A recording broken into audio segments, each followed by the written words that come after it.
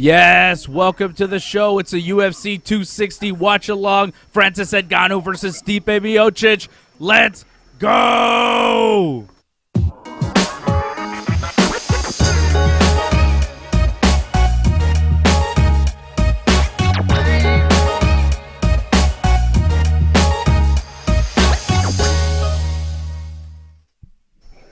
Hey, that was jazzy. Wow. What's up, boys? Wow, that was a cool intro, man. What the heck? Yeah. Hey, man, we just moved up the ladder there, man. It's the Ringside Report Network. Technical team. Thank you for joining Production us. team, good job, man. I'm Dave. There's Freddie. There's AJ. Freddie, how you doing tonight, What's up, man? homie? You finished your Freezy. We're eating Mr. Freezes before the show. Is a Freezy finish, Fred? Yeah. Screw I'm the up to my freezies, man. jelly You gotta get beans this. from... He said Freddie, man. Let me speak. Yeah, AJ. I'm eating my jelly beans right now. Hopefully they'll keep me awake for a couple of hours because, man, these shows start late. 10 p.m. Eastern Freddie, time. screw those jelly beans. AJ's drinking something. I don't know what AJ's drinking. I know I'm drinking out of my official Ringside Report MMA mug that you can get over at merch.ringsidereport.net. Look at that. It's our faces on a mug. Unbelievable. I'm drinking out of my mug. You can get it at merch.ringsidereport.net. Thank you for joining us. We're still waiting for the first fight to start here on the UFC 260 pay-per-view. We'll recap the action that we saw so far. I've seen all the prelims. Freddie was taking a nap. AJ, did you watch all the prelims? Yeah, man, and to be honest, we're like on a roll here. All our picks have come out. I mean, everybody from Marc-Andre Barrios that won like impressively, which is awesome for him, man. Great Canadian win. And, man, all the way just up to this last fight was it's insane. Good fight so far. It is kind of crazy. Even Every single fight that we picked has come through so far on this card. Every fight. Except Marc-Andre for your buddy. Barrios. Who? Except for one. I told you, go with Modestas. You didn't go But he with lost. him this time, and he pulled lost. it off. No, he lost a Did he? split I thought he decision. won. No, it you was should have a gone with loss. me, AJ. You were again incorrect. Well, that's You could have. bastard. Once Are you again, sure AJ, Another about that? AJ start the bastard. show. Lost. We're like 2 minutes in the Are show. you sure about and that? and you're already Yeah. telling me that I was wrong because I picked a winner tonight. Good job, AJ. It was Michael Oleszejczyk over Modestas Bukauskas in the prelims by split decision. That's the only fight I didn't see. Damn it, Modestas. Good job, You AJ. suck. I think you suck, AJ. Well, that too, man. Oh, Sorry for fantastic. Well, at least I didn't put him on my prelim card. That's the good thing. I just went with what I think he was going to win. Move your mic So near your far, I'm face, still AJ. rolling. How much more do you want? You wanted to There get you go. my Perfect. tonsils Right in? there. Just so I can Okay. hear you properly. Just so you heard me. I'm still on a roll, buddy. Marc-Andre Barrios with a very nice victory over Abu Azaitar. A TKO victory with 4 seconds left in the fight. Marc-Andre looking really good in this one. First round was tight, but after the first round, you could tell that Abu was tired. He was on wobbly legs. Marc-Andre put a pace on him that Abu could not handle, and it was just an obliteration in the third round, on its way to being a 10-7 round had it not been stopped by the referee. The referee taking his sweet time to finish that fight. Marc-Andre was raining down punches and elbows, a variety of strikes from the top mount. Like, he had him mounted and beaten down, and Azaitar had no answer for Marc-Andre, and he got pummeled, and the referee eventually finished it at 4:56 in the third round. So with just 4 seconds left, a nice win for Barrios, who was coming off 3 straight losses, and then he won, but then he tested positive for Osterine. He got it ruled into a no contest. Then they got a ruling with USADA, so he didn't get a suspension because it was ruled that it was only trace amounts in his system, and he didn't take it intentionally, so he didn't get suspended. He's back in the octagon, but he's back in the octagon after 4 fights that didn't really go the way he wanted them to go, and now finally a big victory tonight on the opening fight of the night here at UFC 260 for Barrios, the middleweight Canadian from Quebec City, Quebec. We're all Quebecers here, so I like that. Fred Hugh Becker. Fred loves it. Fred loves it. Secretly, he loves it. Freddie. Omar Morales with a win man. by unanimous decision over Shane Young. It was all Omar Morales in this one, 30-27 on all three judges' scorecards. And then AJ thought his boy Modestas Bukauskas won, but he did not. It was Miocic winning at light heavyweight by split decision. Abu Bakar Nurmagomedov, Khabib's cousin Khabib. Look good, man. Looked very good all over Jared Gooden. Gooden had no answer for his striking or his wrestling. I mean, it was all Abu Bakar in this fight. Gooden had no shot. The only yeah. I just had one comment on that. I mean, it was I think he did amazing.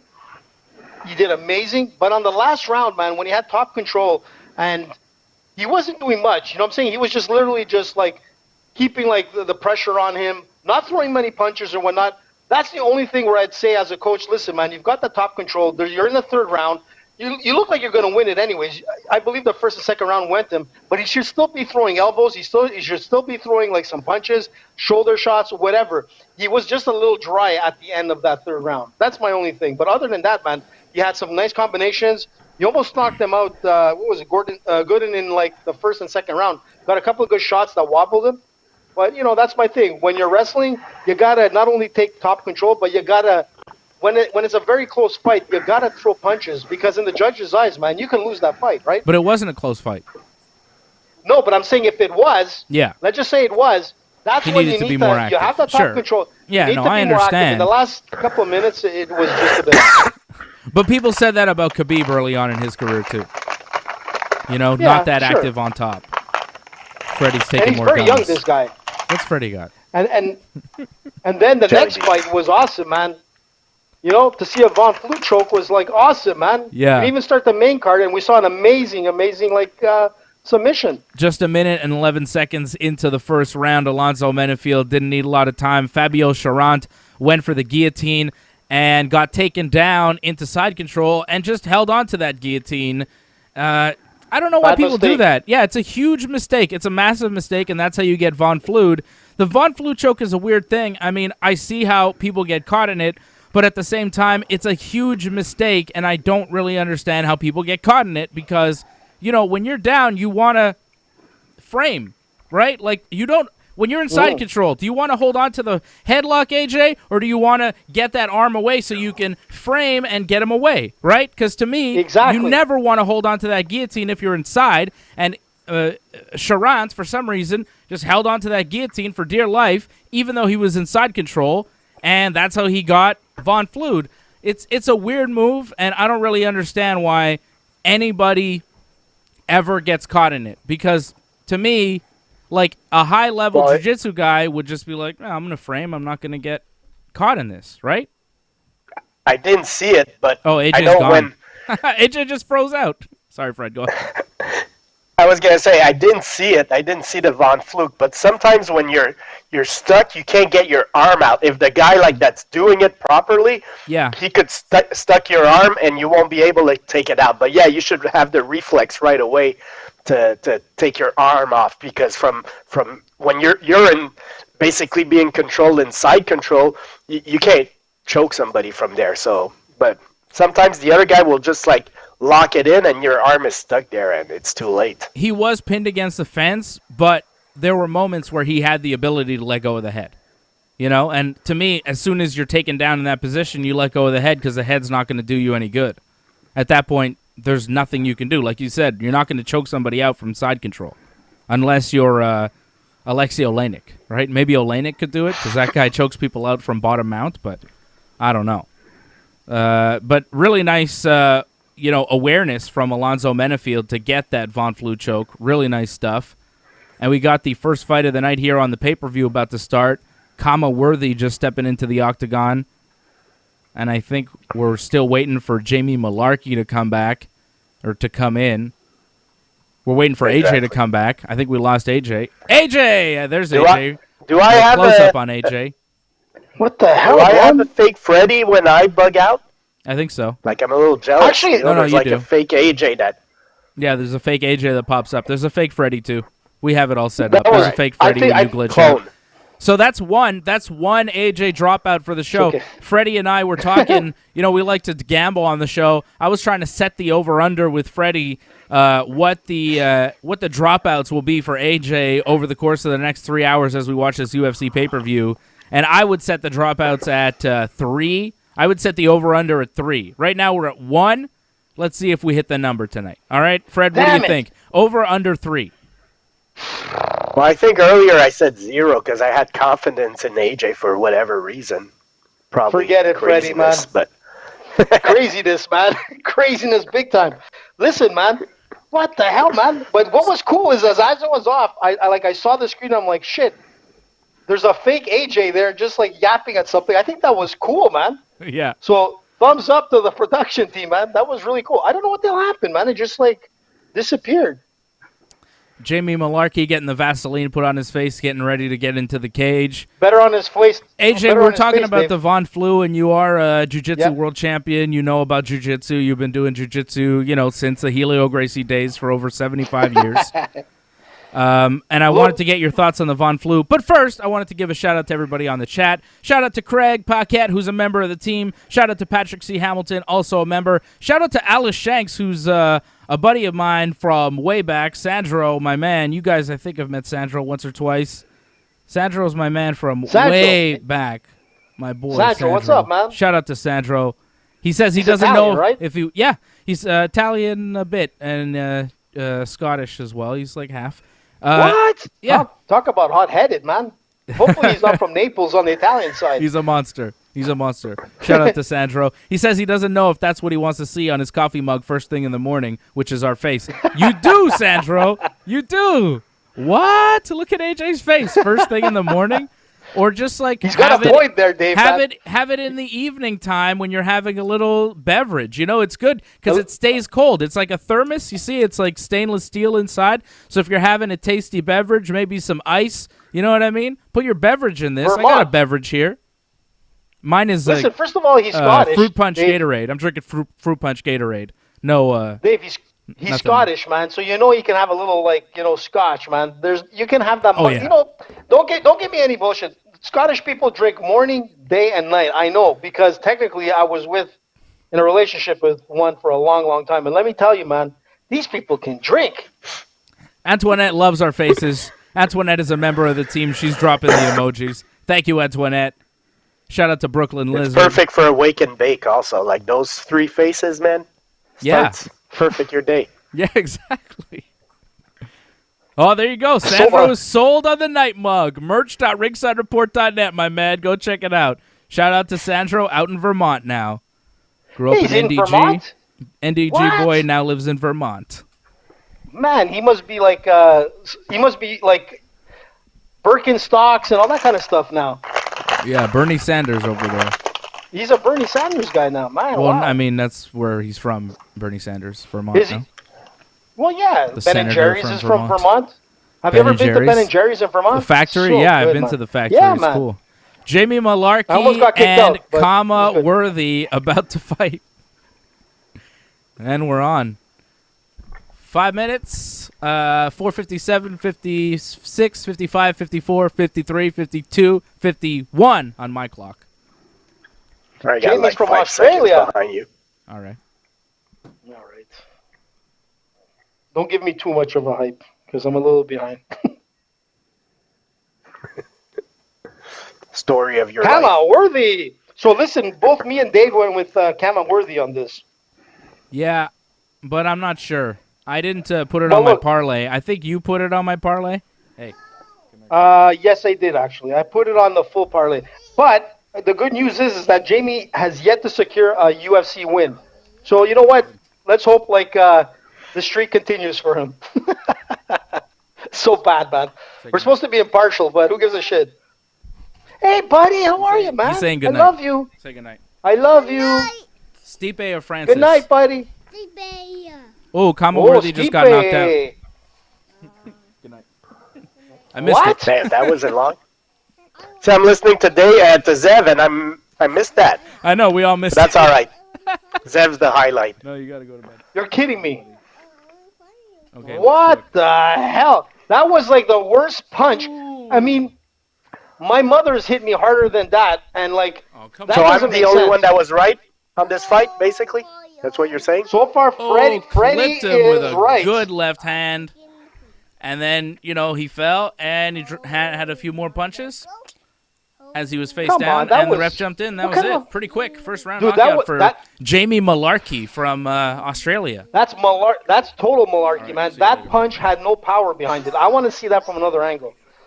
That is ridiculous. Come on, man. He knocked him out. Come on, man. That was ridiculous. If you get knocked out with that behind you when the guy is leaning back and throwing a left, I mean, come on, man. Wow.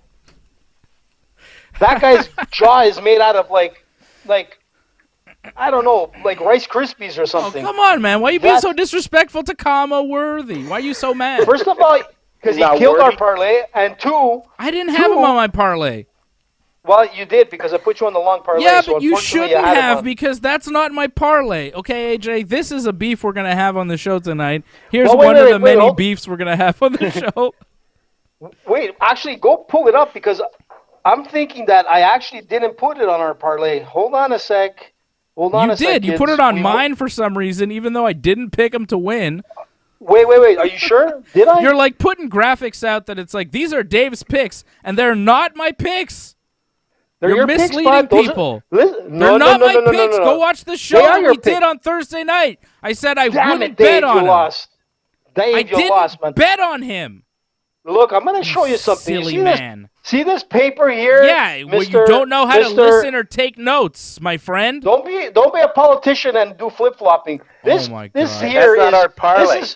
Thank you, Fred. That's Thursday's note. No. That's Thursday's notes. And I even put an initial of my name on each one of them because I had to put out a separate parlay on my Twitter to make it official for Team Dave.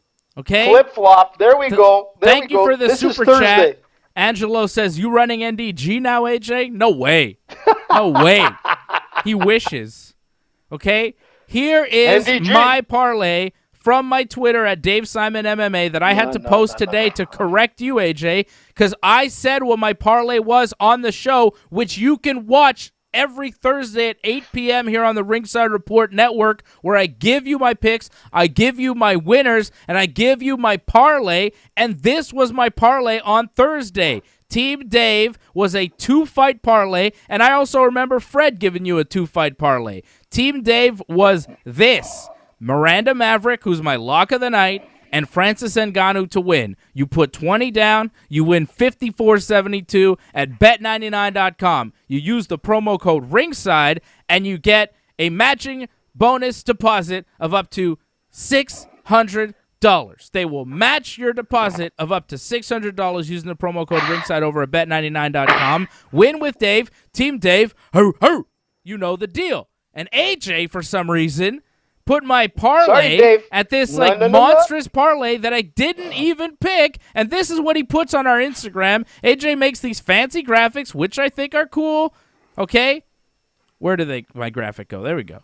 And this is apparently Team Dave. That's the official one. That's not one, official. I didn't pick that. How can it be official? They're not my picks, and you're misleading the audience. You're misleading the Ringside Report universe, and I will not have that. I will not have you messing with Team Dave. Team Dave. I will not have you fucking with Team Dave, man. AJ. Team Dave is Stipe and Miranda Maverick. I'll tell you what's official. This is official. You're a silly man, motherfucker. Fred. Okay, I don't want to get mad, so I'm just gonna let Fred. I'm gonna let Fred regulate things. Fred, it says nothing. It says a bunch of scribbly nonsense. Fred, but wait, lost. Unfortunately, did you just say you had Stipe on your parlay? Didn't you pick Francis? No, I said Ngannou. What did I say? What? Don't tell me how. I heard Stipe just now. No. Okay, this is my parlay. I'll put it down again. I'll show you again. This is Team Dave's official parlay. It's what I put money down myself. It's what we're going with. It's what I told you to go with on Thursday night. Will we win 100%? No, it's fucking gambling. But this is my picks. Just give me a second. I'll be back. All right, thank you, Fred. These are my picks. Where are you going, man?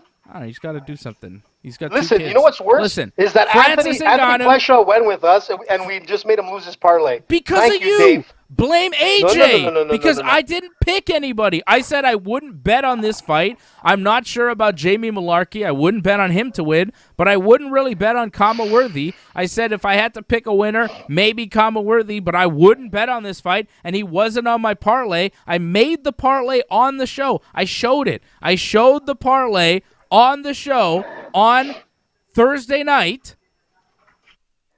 And the parlay was a two-fight parlay, AJ. No. And now, and also Fred's parlay, you also screwed up. You put multiple fights on Fred's parlay that he did not pick. Fred's parlay was, I think, Thomas Almeida and Stipe Miocic. He had a 2-fight parlay, and for some reason, you gave him a 4-fight parlay on the graphic that you posted to our Instagram. It's very strange what you did this week, AJ. Zoom in, bud, because I'm going to show you Fred's name here. Zoom into your face. Go. Listen, man. Here we go. So let me point it out to everybody. When we do the show, we write down the names of what Dave and Fred picks. Listen, this is official, man. This is Thursday. If you don't believe me, go to Thursday's show. Listen to those show. We had a great interview with Corinne Laframboise, who won big in Abu Dhabi. She had a submission win. Maybe Dave got mesmerized with her beauty, her fighting skills. I don't know. And he forgot that he picked this shit. And this is the official stuff. So, AJ, don't blame AJ, bud. It's Fred, official. It's all here. Fred, could you tell them that you didn't pick all those fights for your parlay, that you did a 2-fight parlay, I did a 2-fight parlay on Thursday? We showed the graphic. We did it during the show, AJ. Come on, man. Just admit you're wrong. You made an error. It's all right. You still don't understand what a parlay is after all these weeks. There's no problem, man. It's true. Listen, man. Angelo says blame AJ. Hey. Angelo's right. Blame AJ. It's AJ's fault. Listen, Angelo, I hope you didn't take the parlay from Dave or myself because you were probably losing now. But right now, Freddie's winning. Freddie is on fire again. Dave's parlay. I mean, I can tell. I showed it again. Listen, I mean, I'm not going to go into it. I know. That's after the fact. That's no, that's today. Not after the fact. No, that's Thursday when we did the show, AJ. Pay attention to the show. Go back and watch. I was part of it? Yeah, but you don't pay attention when you're on it. Hey, listen, first of all, did you hear my shout-out to... I'm allowed to show our own show on this show, right? Yeah. What are you going to do, get banned from YouTube? Come on, man. You're not saying anything political. Oh, Freddie gets banned. You're going to file a complaint? You probably won't. Yeah, I'm going to file a copyright strike against ourselves. I'm going to get it for you. Patrick says he forgot to do the bet. Good thing, Pat. But actually, it started off well because Marc-Andre Barrios is what I went with on my parlay, and he delivered. This guy that got knocked out, man, had like Rice Krispie jaw. Wait. That was a joke. Wait. I got a question, AJ. So you had Barrio on your parlay, but for some reason, with me and Dave, you just picked like the main card fights. Well, yeah, because I was going with the hard parlay, man. Mine paid off more in the end. But why did you... Anyways, you make no sense, man. Hey, listen, man. Don't get mad at me. Listen, Fred, you're ahead of the game right now. So listen, I can just retract that. Listen, bud, this is not me that picked these. This is you guys. Do you forget?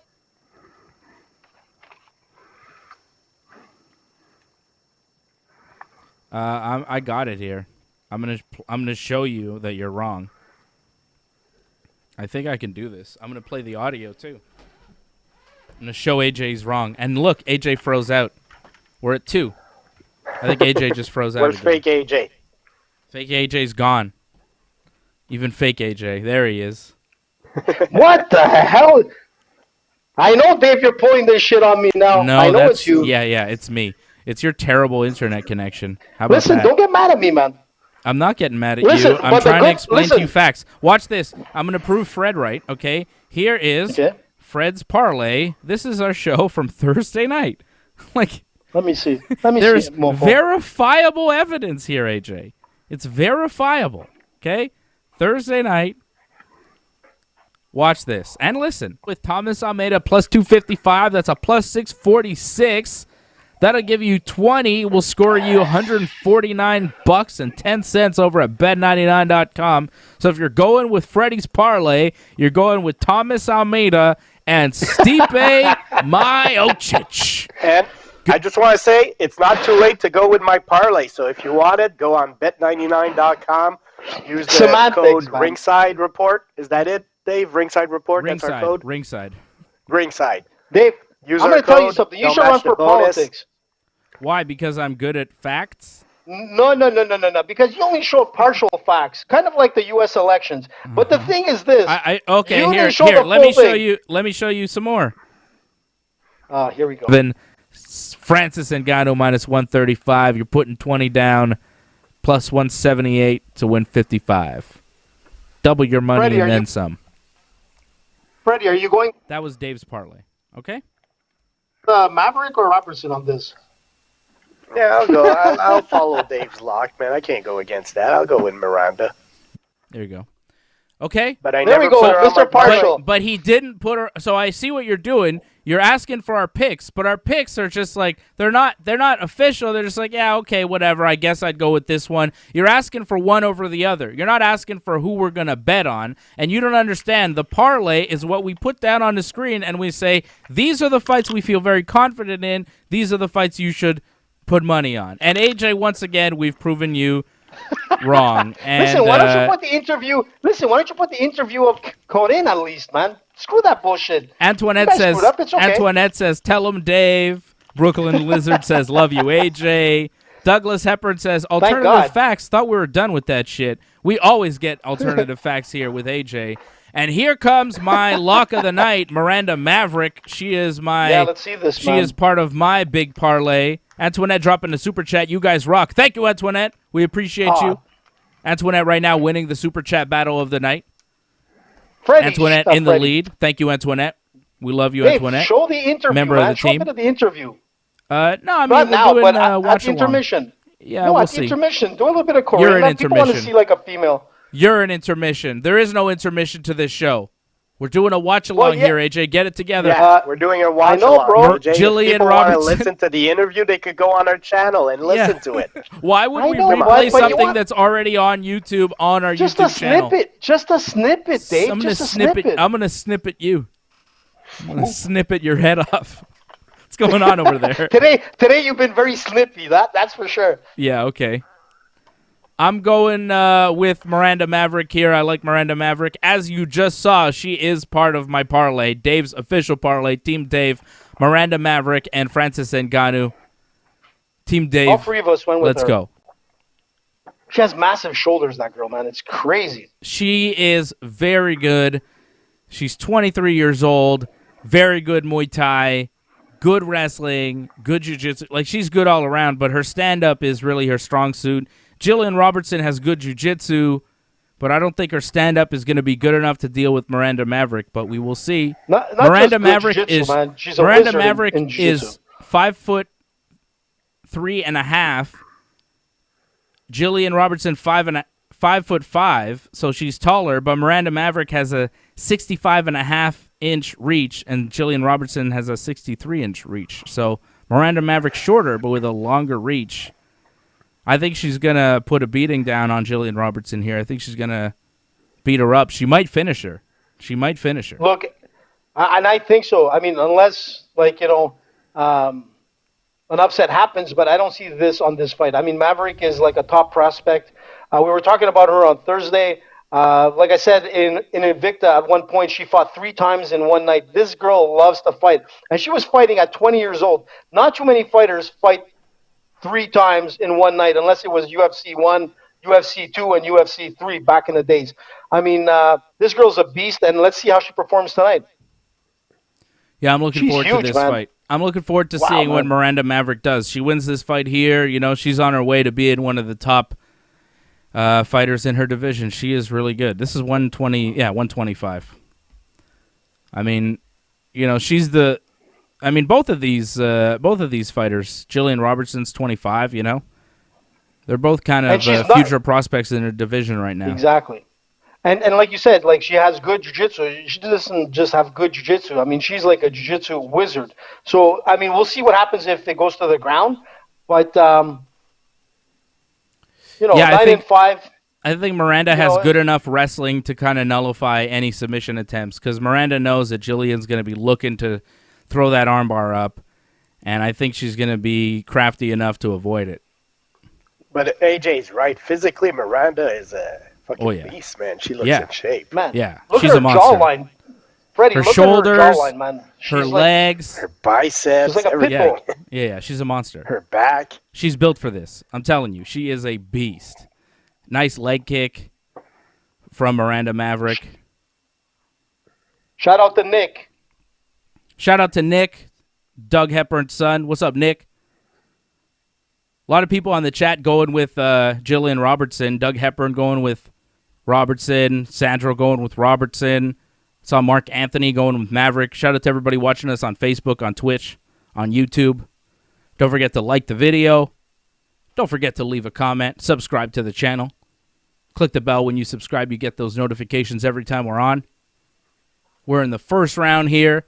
About a minute in of the Miranda Maverick Jillian Robertson fight. Last fight ended quick. Ooh. Miranda Maverick coming in, landing some good shots. We're just feeling each other out a bit. No pun intended.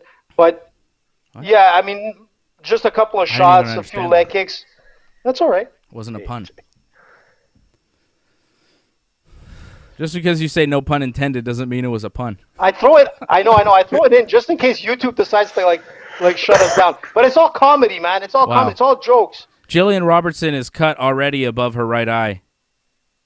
It really? Miranda Maverick is.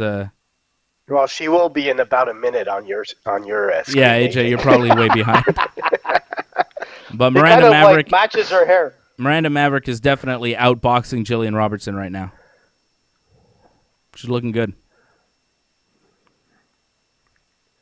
And I'm looking right now, and I feel like Robertson, she won't be able to, she probably wants to grapple here, and Miranda looks solid, in her stance and everything. She doesn't look like somebody that's going to be easily taken down. So no. And I don't know much about Robertson, but I'm not convinced she has the wrestling to bring the action where she needs. So. No, Miranda's got good enough takedown defense to keep it on the feet, and Jillian Robertson does not have the power to do any kind of damage to Miranda Maverick. This should be Maverick's fight. She could just keep doing this all fight and win by decision, but over time, the accumulation and the, getting tired and, she might land one of those bigger shots and really put her away. I could see Miranda finishing her, but Jillian Robertson's pretty durable, but that's why I had Miranda as my lock of the night. She's just so good. I've watched a lot of her fights, and I watched a lot of her fights leading up to this, and I'm just so impressed with her. I think she's going to be a future star of the division. Oh, Miranda catches a kick, takes Jillian down. She's got to be careful here on top, but she passes the guard into half.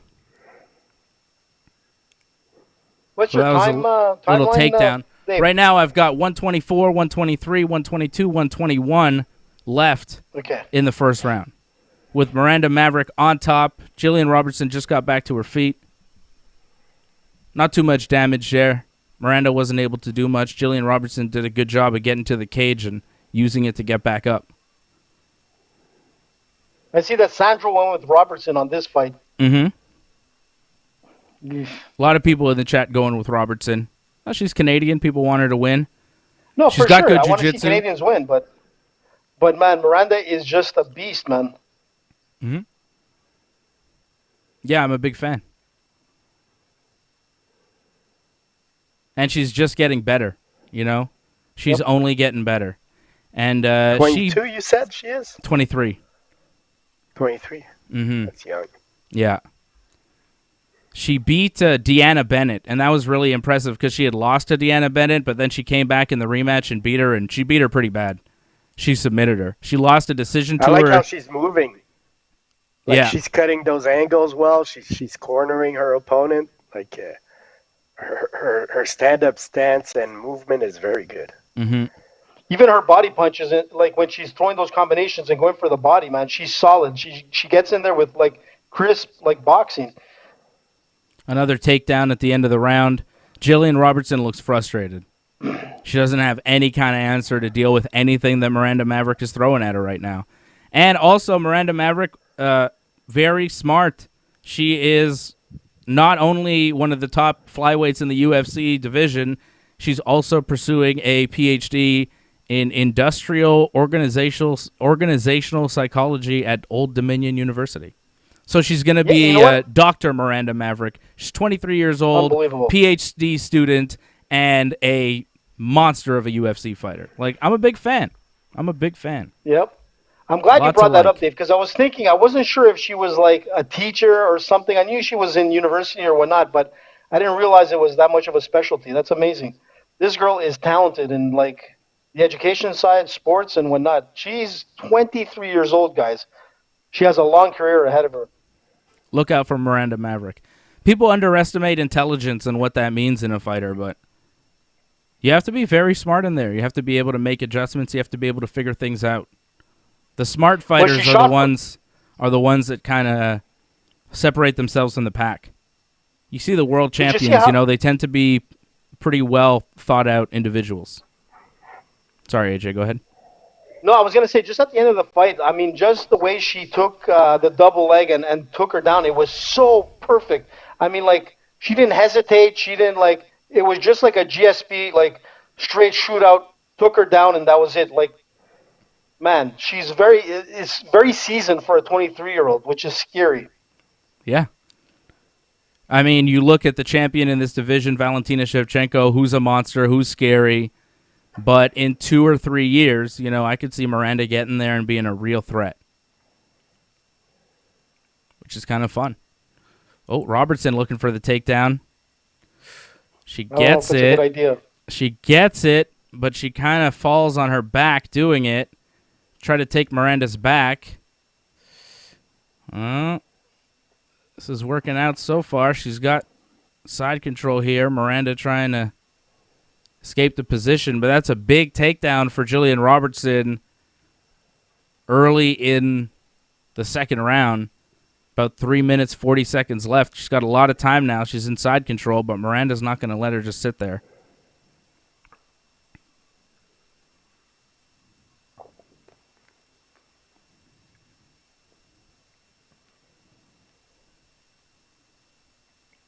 Jillian now, she's on top.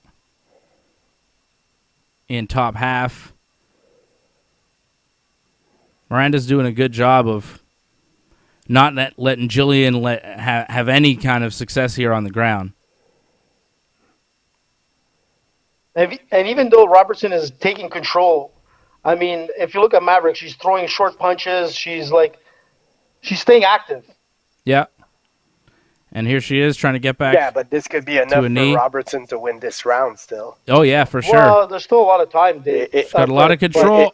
Watch out. Watch out. She's on her back now. Miranda's got to be real careful.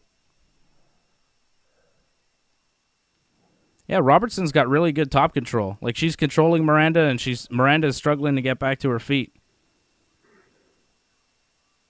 And she's, winning the round for sure so far, Robertson.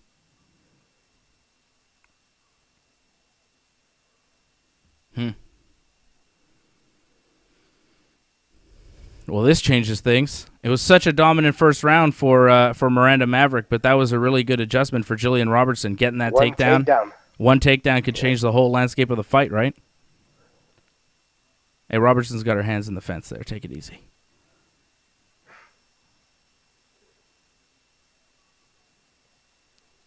And now Maverick's back to her feet, but Robertson's got this kind of... Ooh. Miranda hits an elbow. Jillian trying to drag her back down. She does. In that backpack again. She's got her back again. Drags her back down to the mat.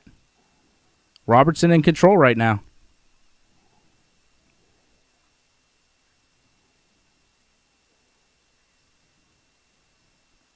This is not good for Miranda Maverick. She's in trouble. Jillian is totally controlling her on the ground. AJ's gone, Fred. We lost AJ again. That's 3. There he is. He's back. That's 3, AJ. We hit the number. We hit the number for the over-under of the AJ dropouts for the show. and we're only about 40 minutes in.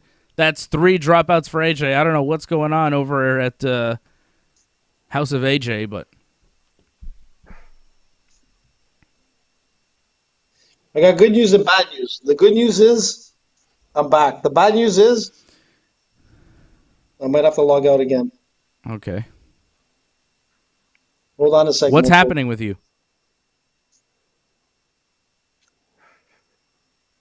Okay. See you, AJ. Wait, I'll be back. Motherfucker. What's going on with him? Oh, Miranda Maverick's back to her feet here, but only about 30 seconds left in the second round. Yeah, she definitely was controlled. Yeah, exactly. That's a round for Robertson. 1-1. The next round is going to be the deciding one. So. Oof, Miranda landing some good punches now, though. She's pressing. She's pressing hard. Oof. Good shots from Miranda.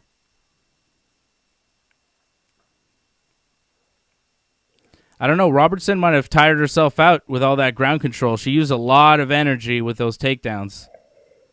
We'll see. It's going to be an interesting third round. This is, yeah. Doug Hepburn saying Miranda's got no neck. She's hard to choke. She is hard to choke. She survived in some tough positions there, but she lost that round for sure. Yeah, exactly. A good finish for Miranda, but this round goes to Robertson for sure. And the first one went to Miranda. I don't see how you could give it to Robertson. So it's 1-1. It should be 1-1 on every judge scorecard. And let's see this third round. Now, hopefully they both have the energy. Hopefully Miranda's in good enough shape to pull it off. This is a close fight here. This is a really close fight. Jillian Robertson did exactly what she had to do to get herself back into it. And now Miranda Maverick, I mean, you know what she's got to do. She's got to keep it on the feet. She's got to avoid that takedown at all costs. And Jillian Robertson's got to get that takedown. She gets the takedown, she could win the fight. Right? This whole fight could come down to one takedown. Exactly. If she gets an early takedown and dominates most of the round, yep, that's going to be a win for her. Miranda coming in. Miranda cannot get. Ooh, landing some good punches. Down. No, she's got to be cautious, but she's landing some good punches early on. Staying aggressive. Up, she's the better fighter. Yeah, much better. And she's starting to really land some good shots. She found her rhythm towards the end of the second round. Uh-oh, here comes a takedown. Miranda's got to defend this at all costs. Uh-oh, she's losing balance. This is not looking good. Oh, she's defending it, though. Oh, she defended the takedown. Oh, that was huge. Can you guys hear me? Uh-oh.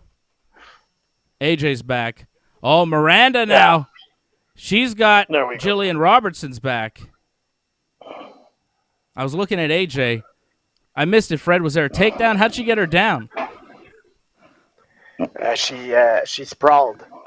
Oh, she sprawled. Robertson went for a takedown, and Miranda sprawled and stuffed that takedown and got her back. Yeah.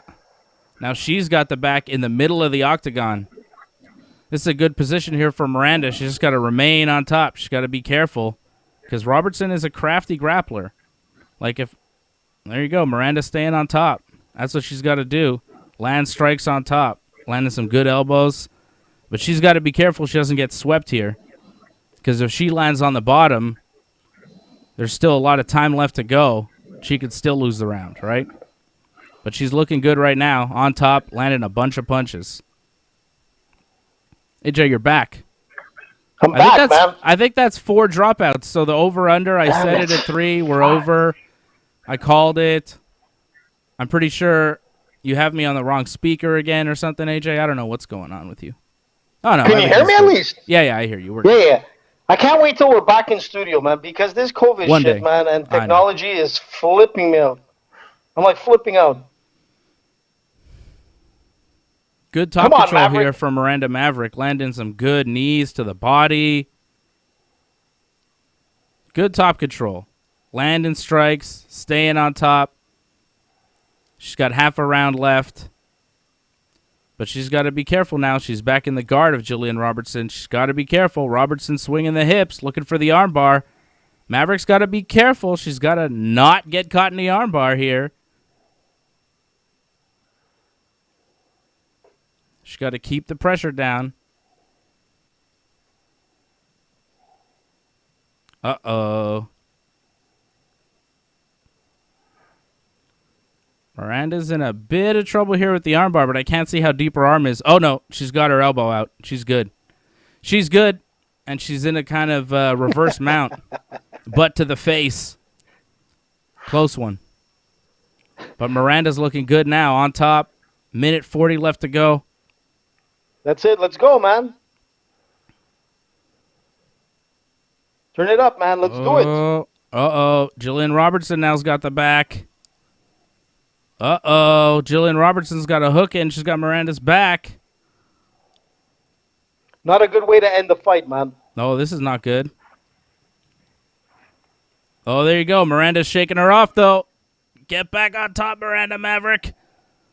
And she does. Back on top. Spins out of it. She didn't let her get that second hook in. She fought it really hard. Reversed the position. Got back on top. Now she's landing punches on top of Jillian Robertson with a minute left. And she's asking Robertson to get back to her feet. And they are standing with a minute left to go. Miranda wants to land some punches now and really cement this victory. Oh, and she's shooting for the takedown.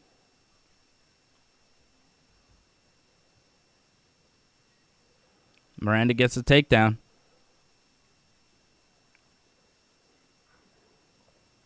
Well, Miranda's the one that's been putting the pressure and all. Like, I gotta think every judge has to give her this third round. Yeah. So, oh yeah. She should be winning the fight. Miranda. Yeah, it should be Miranda's round here. 15 seconds left to go. This fight is nearly done.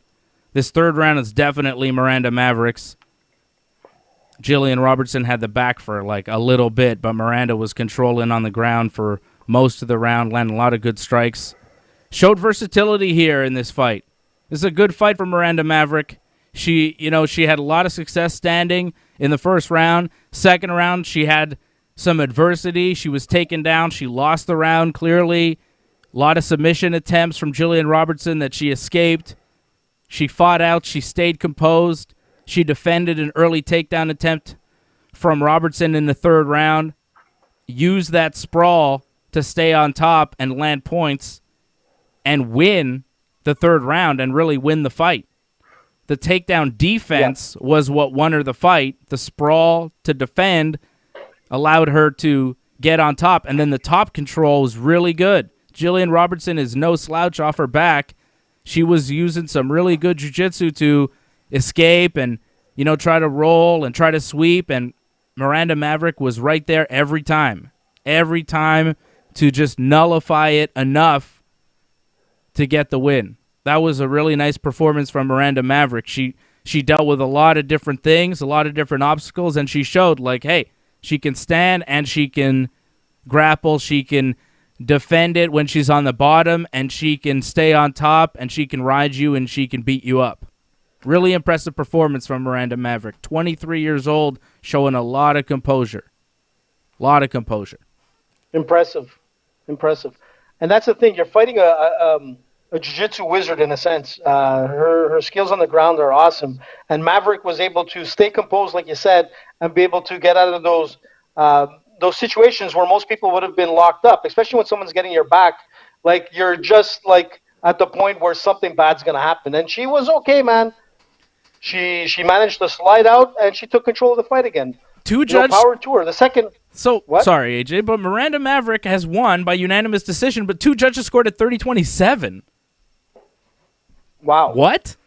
How do you score the second round for Miranda Maverick? Yeah. Maybe it was the punches. Let's see what the significant strikes were on that one. I mean, the other girl was out grappling her for like 4 minutes of that round at least. Yeah. But that's the problem, Freddie. But Freddie, that's the problem in MMA, because those judges, we keep saying it time and time again, that they are not martial. A lot of them are not martial art judges. They're coming from a boxing circuit. They might have some karate judging and whatnot. So when the ground game happens, and there's no real action, you're not going to be in. You can have like 4 minutes of ground control time in that second round, and you're not going to get that round because there was no strikes given, and that's the problem, man. You gotta engage, man. Even when you're grappling and you have top control, like I said with Nurmagomedov before, you need to throw punches. You need to throw elbows. You need to show that you're active and that you're not only controlling the ground game, but you're throwing points. And that's what these judges want to see, and that's why it doesn't surprise me that I didn't give the second round to Robertson. You can grapple, but if you don't have anything behind it, you're not going to win that round. I think Fred and I were actually watching the second round. Were you watching the second round, AJ, or were you dealing with your technical difficulties? Because you didn't really seem like you were around. No, I saw it, but it wasn't like Robertson was throwing like enough punches or elbows to say that in the judge's eyes that don't look at grappling like MMA guys would or girls. It's just different, man. We see it time and time again where we're like, how does that make sense? The second round went to this opponent. There was so much ground control and this and that, but it doesn't count in the judge's eyes.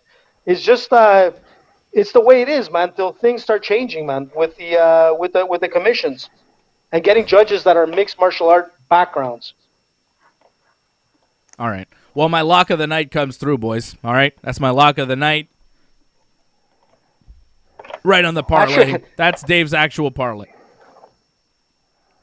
I see Team Patrick Dave was saying how many knockouts are for AJ on Bet99. We should put that out.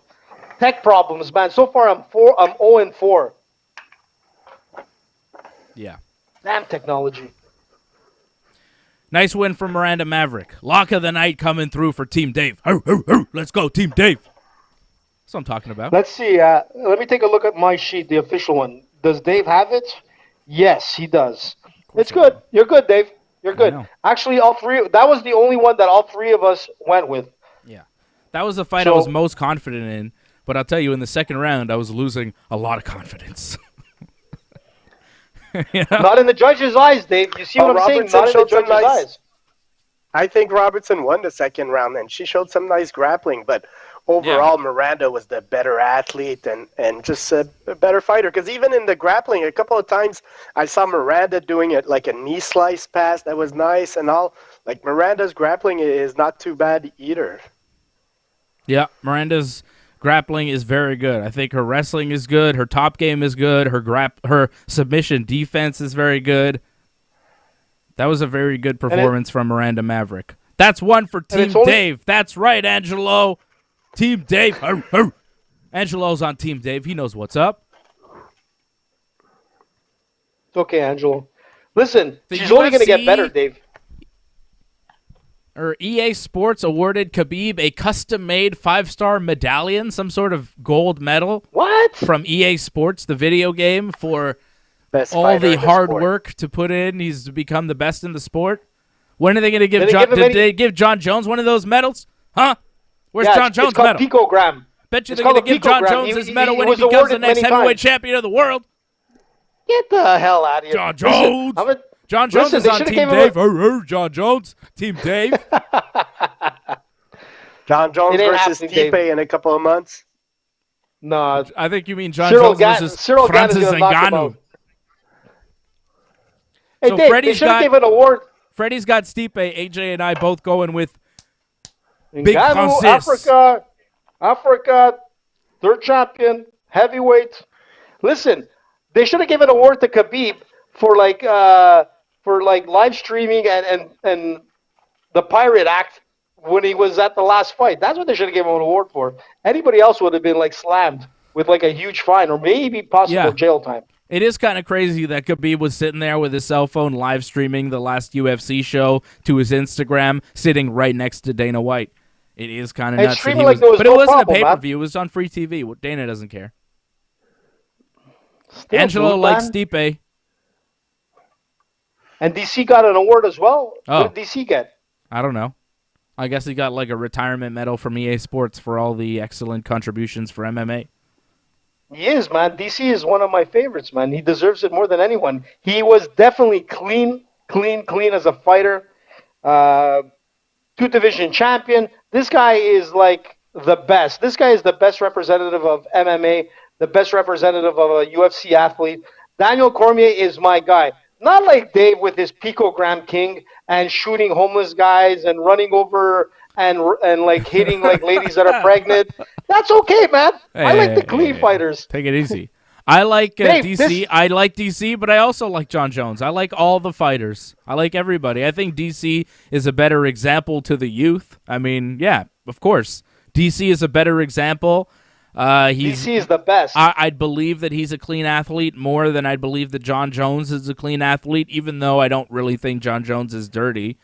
But if I were to say one of them is dirty, I'd say, I guess, John Jones. I don't think DC is ever on anything. I'd say DC was definitely never on anything. With John Jones, there's the positive test, so you never know, right? But with DC, it's like, yeah, he was a clean athlete his whole career. He never needed dick pills. And he's, he's got a great story. He's a legend of the sport, 2-division champion. DC's the man. I think kids should look at DC as an example of being awesome. DC is great. People should grow up and try to be just like DC. I've been watching Ray Donovan, the TV series, which is pretty good, by the way. And they got this scene where John Voight, man, he's very good in that series. He does a lot of cocaine, and then one of the strippers or hookers gives him like a dick pill from the 7-Eleven or whatever. And then he has an erection, like, in those commercials where they say, like, if you have an erection for 6 hours, you got to go to the hospital. Well, he needs to go to the hospital, man. And I'll tell you what, man, after seeing that scene, I don't think I'll ever try those dick pills, man. Because if that could happen, I don't want that. I don't want that to happen.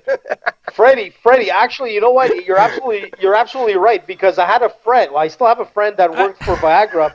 I thought this was going to come back to a story about John Jones. I was like, well, I thought, I saw him taking John that, Jones. And I was like, oh, yeah, John Jones, like, that makes sense because he said he was doing cocaine, so he was doing dick pills. But no, Fred's like, yeah, so then I decided I will never take a 7-Eleven dick pill or any kind of dick pill in my life. And I was like, okay, Fred, that's interesting information. I didn't think the story was going there. It took an interesting twist. Dave, he's absolutely right. I was just trying to say the story of my friend that works for Viagra. And what happened was that they got a call once from some kid that decided that he was going to take his dad's Viagra because he needed like extra time with his lady. The problem was that he was like over 12 hours of like being erect as a pole, flipping out. Yeah, man, and it's dangerous. So as soon as they got the call, Ray Donovan, they said he had to go to the hospital. And they took a syringe. And they had to, man. Okay, it was bad. Yeah. Hey, listen, man, you could start getting fucking gangrene, man, and that's it. It's all over. Who knows, man? Exactly. This is horrible. You're going to be like, what's that girl's name or guy's name or whatever, the Bruce Jenner, whatever. It could be one of those situations, dude. You never know. What are you talking about? Whoa. AJ, where are you going now? Let's not even address AJ's comment. Let's just ignore him and act like it never happened, because I think that's the best course of action right now. Along with many of the things that AJ says. No, it was not. It was not in so many ways. It was horrible.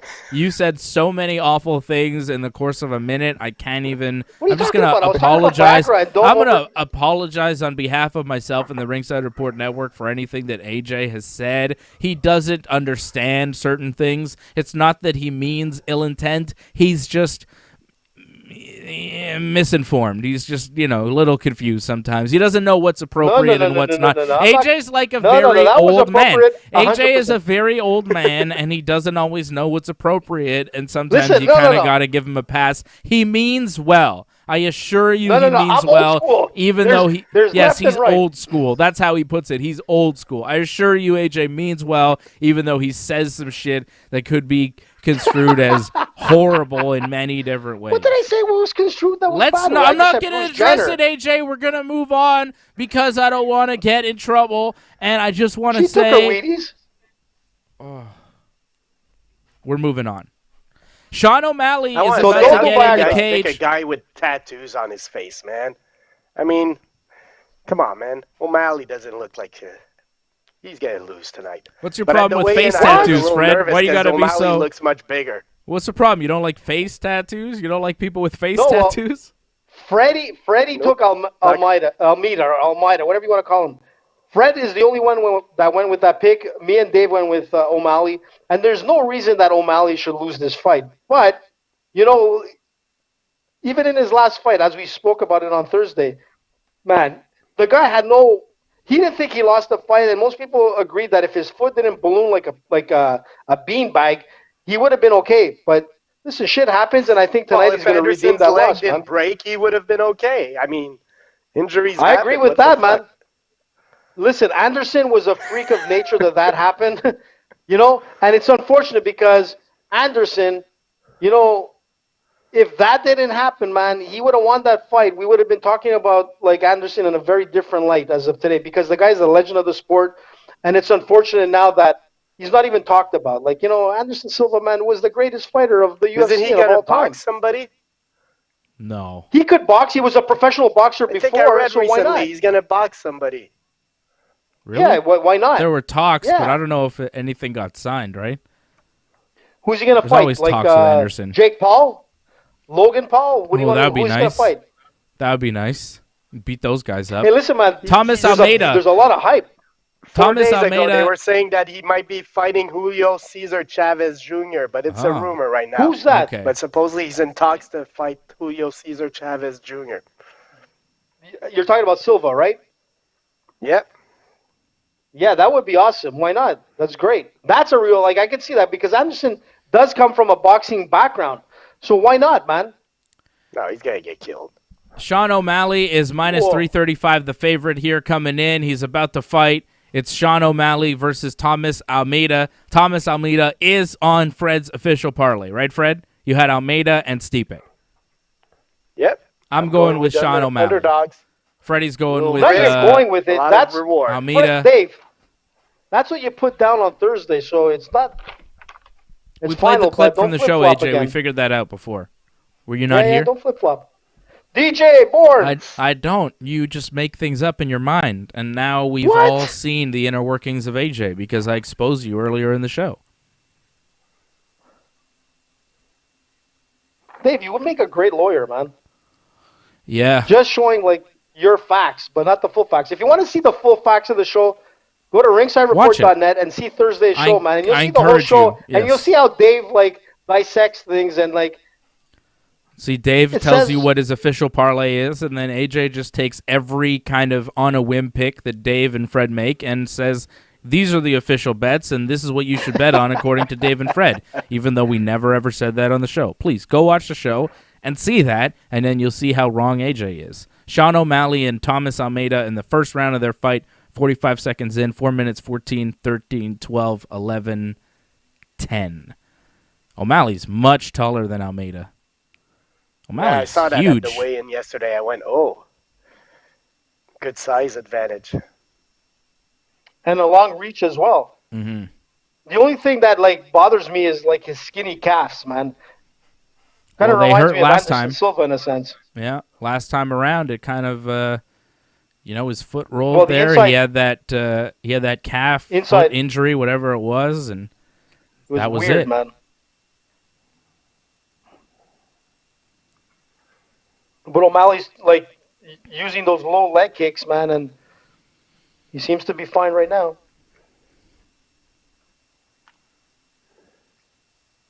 Ooh, nice spin and kick to the body.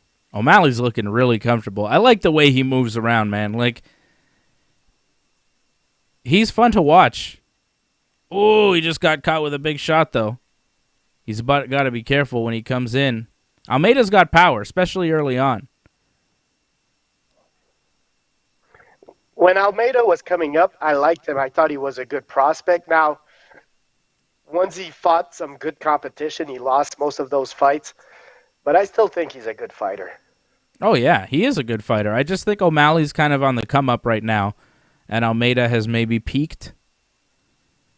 And also the size difference, I think, might be a problem. And I also feel like the UFC is maybe giving this guy some opponents that will suit his style. The UFC is kind of pushing this kid, and you see why. He's charismatic, and he talks a lot of shit, and he's flashy. And Almeida is a striker who's quite a bit smaller and completely, out of reach of Sean O'Malley. So this is a good style matchup for O'Malley. He could lose because Almeida's a good, but he just hit him with a good head kick, and Almeida's down. And O'Malley stepped away like, oh, he's done, but then Almeida got back to his feet. O'Malley sat him down. The referee didn't stop the fight because it's Jaron Vallel, the same referee that ref the Barrio fight, and you know it takes near death for him to stop a fight. Almeida's definitely still hurt. Oh, O'Malley cracked him again with a big punch. Like, Almeida's super hurt. Oh, his legs are wobbly. He's in trouble. Oh, a knee. O'Malley's like looking around before he's throwing punches. He's got to be careful now because he's still in a fight. But he that was fucking straight shin to the face, man. Yeah, he dropped him. He hurt him, but he didn't pounce on him. He should have kept punching. But he wanted that walk-away knockout. He thought he was done, but he should have kept going because if he kept punching, he might have got the stoppage. But now he's still in a fight. Ooh. Wow. I mean, he is kind of toying with Almeida now, but he's got to be careful not to toy with him too much because he's giving him time to recover. He throws a spinning kick and falls down, gets taken down, but he gets back to his feet. Like, O'Malley's still looking good, but he's got to be careful because Almeida's now back in this fight. Looked nearly out of it, but he's a gamer and he's coming forward. That was crazy. Yeah, I agree with you. He should have pounced on him. Maybe he just wanted to continue the fight a little bit longer, but no, he thought he was done. Why? Why would? Oh, another head kick. Why? What, Fred? Why would he want the fight to go longer? Because AJ said, like, no, yeah, maybe I don't think he so. just wanted. It was.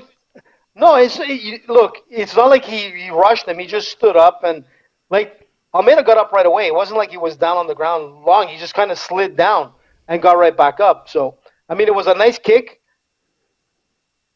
but I don't know. Maybe he did a right thing by not rushing into him. I don't know. He didn't finish the job. He looked like he had Almeida rocked and hurt. He had a chance to finish him. Yeah, he had a chance to finish him, but he walked away because he thought the ref was going to stop it. But the ref just kind of looked at him like, what are you doing? We're not done here. And Almeida kind of looked like, oh, I'm done. And then he saw the ref say no, so then he's like, oh, I better get up. Almeida kind of looked like, oh, shit, I guess I'm done. And then he was like, whoop, maybe not. And now we're done the first round. Obvious first round for Sean O'Malley. Maybe even a 10-8. I mean, probably a 10-8, you know? Yeah, I agree. Definitely a 10-8. I mean, if that's not a 10-8, right? What's going on the show? Anybody saying anything? Don't worry about it, AJ. I'll tell you what's going on. Freddie, 10-8 round there for Sean O'Malley. Yeah, but I'll tell you, AJ, don't worry about it. I don't want you to be doing too much technology at one time. O'Malley for sure. Maybe a 10-8, but people don't give them out that easy. Depends on the judges. Some fights, they give him out really easy. Like, O'Malley should have attacked him, like, once he was on his butt. Like, yep. I think he could have finished him. That was a bad decision. Yep. We'll see if it bites him in the ass. I'm looking at the kick again. I'm looking at the kick. It wasn't really shin to face. It was more like shin to just below the jawline neck. So it wasn't enough to like daze that guy. I just saw the replay. Well, it dropped him. It dropped him like anything else, man. I mean, have you ever been kicked by like a Muay Thai kick? I have, and let me tell you, man. I've got one that grazed the top of my head, and that put me back. Yeah. I mean, shit happens. Gravity's gonna pull you back, but it wasn't enough for him to be. You're saying it was the force. It wasn't like a. It was the force. Yeah. No, it wasn't more of a push type of thing. Yeah. I get that, throwing you off balance, but it definitely hurt. Oh, absolutely, no doubt about it. It does hurt. You know, it'll stun you, but and he was in trouble. Back into it. He was in trouble. But if that shin kick would have been like half an inch up, it would have been a different story. Then I can see a knockout on that kick. Uh-oh. Almeida just landed a good calf kick that dropped O'Malley and looked like it hurt him. Are you kidding me? Come on, O'Malley. That's crazy. Sandro says O'Malley's smoking too much. I don't know. He does smoke a lot of weed. That's a part of his gimmick. But that calf kick, man, that's what killed him on his last fight. He's got like a custom bong coming out, and I might be getting one. Really? I think they're sending me one. What? O'Malley's Are they going to throwing promote on our show? some nice kicks like to the knee, some front kicks to Almeida. Yeah, I don't know. I'll let you know. It's just a little teaser. If I get the bong, you do it, Dave. I know Fred wants it. Fred, you want it? So then we got to encourage O'Malley. You want it? I don't know. I don't really use bongs. I'm not a bong guy. I like to roll my stuff up. I don't really like to bong it up. Do you like a bong, Fred? Well, you're not a bong guy. My neighbor had some. No, I'm not a bong guy. I'm more of a joint guy. But my neighbor had some of that shatter they call there, man. We smoked in the bong. It was fucking good. Oh yeah, I've heard of that. I guess you need a bong for that. O'Malley's looking good. Green crack. Hitting him like he hits the bong over and over again. And it's giving him a buzz. He likes it. Up in smoke, man.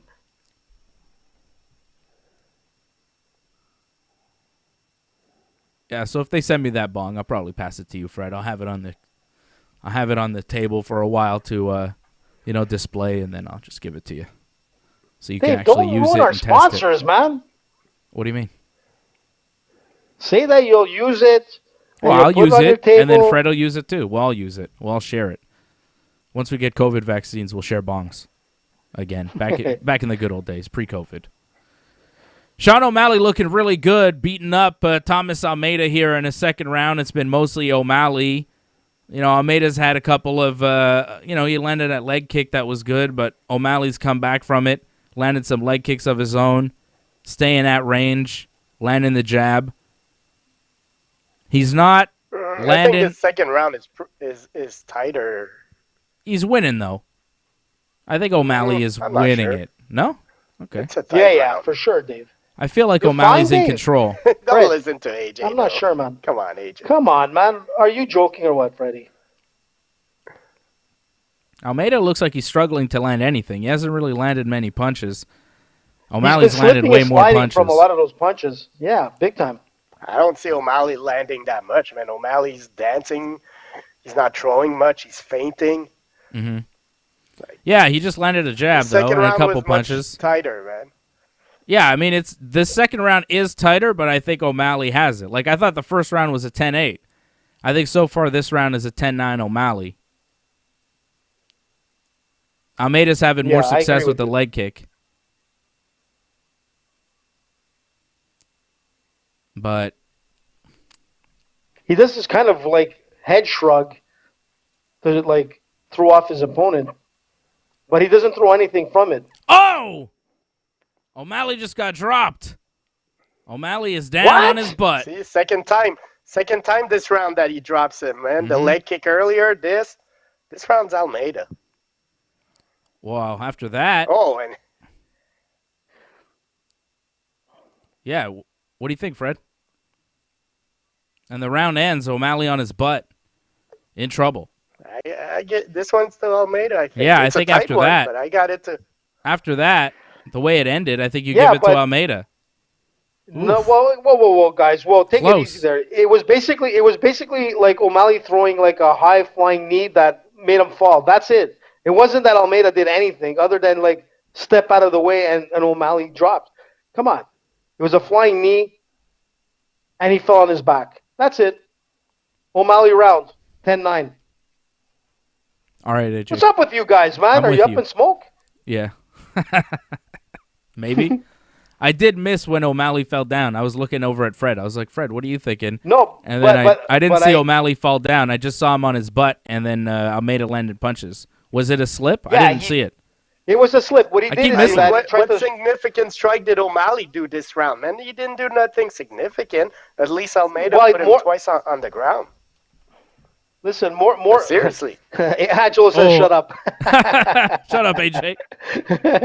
Listen, man. It was a short knee, man, and he just slipped. There was nothing that Almeida did. He didn't even block it. He just stepped out of it. But once he went to the ground, he gave him a good shot. Yeah.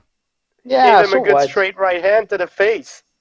And again, what did O'Malley do this second round? Listen, AJ, if we go into the third round, the guys you pick. I think the second round was tight. I'm looking at the fight. It was close, but we'll go into the third round. If O'Malley wins, it's going to be a unanimous win. We'll see. You'll see the judges. Yeah, well, we don't always agree with the judges. Oh, nice calf kick from O'Malley. Spun Almeida around. That was a good one. We're in the third round now. O'Malley's using his range. I mean, in these exchanges here, when O'Malley's kind of at distance, he's not landing a ton, but he's landing his jab, he's landing leg kicks, and he's landing more than Almeida. And that's really all he needs to do.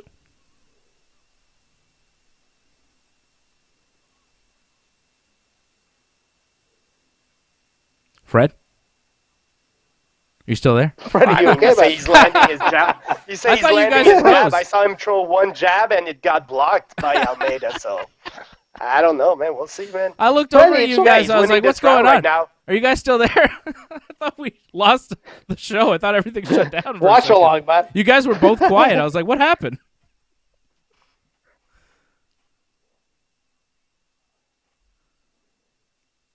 We need guys like Angelo or anybody out there to say, listen, man, we froze and we don't know,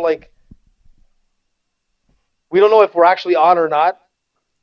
No, we do. We're on, AJ. Don't worry about it. Are we? Okay, good. Yeah. Don't worry. We didn't freeze, AJ. What's with that hairdo, man? Quiet What's and with you O'Malley's? usually never shut up. No, because I'm trying to look at, what Freddie's saying with the strikes and all that kind of stuff. I keep looking at O'Malley's hair, man. That hairdo, man, it just, freaks me out. It gets me, it distracts me. You know, he's a guy with style. You know, it's what the guys are doing. I don't know. I wouldn't do it. Isn't he like that rapper that you like, 69 or 69 I don't like him. Whatever it is? I'm not a fan of his at all. I don't really like his music. And I think he's awful. Tekashi 6ix9ine. But, yeah, the production staff was scared because it looked like you guys both were frozen because you didn't speak. You didn't speak, and you weren't moving, both of you. And I was like, what the hell happened here? Yeah, Tekashi 6ix9ine, but that documentary about him, I think it's a Showtime documentary series, was really good. Is he still in jail, that guy? No, he came out because he ratted on everybody that he was in cahoots with. Pretty awful dude. Oh, he's a rat. He's a rat, man. Then. I mean, O'Malley's really starting to lay it on Almeida here. Almeida's nose is busted up. O'Malley's landing some jabs. Jason Pete, Mexico. Fred, you see it here, right? O'Malley's starting to kind of pull away. I mean, no. Anyways, it's a tight fight. I mean, I'm like 8 seconds behind you, and so when you say something, I'm looking. I'm like, I don't know, man. He didn't connect nothing really hard or anything. Yeah, he's throwing more, and yeah, he probably wins this round. Right now, what is Almeida dominating? Well, that's what I was saying in round 2, but nobody answered me. But yeah, I just told you he probably wins this round. So I got 2 rounds to 1 for O'Malley. But you guys are talking as if he's completely dominating this fight. That there's no chance that Almeida gets anything. I mean, I don't really agree. I wouldn't say dominating the second round. We all gave the second round to Robertson, and 2 judges. Oh, didn't it's give over. It to him. Oh, it's over.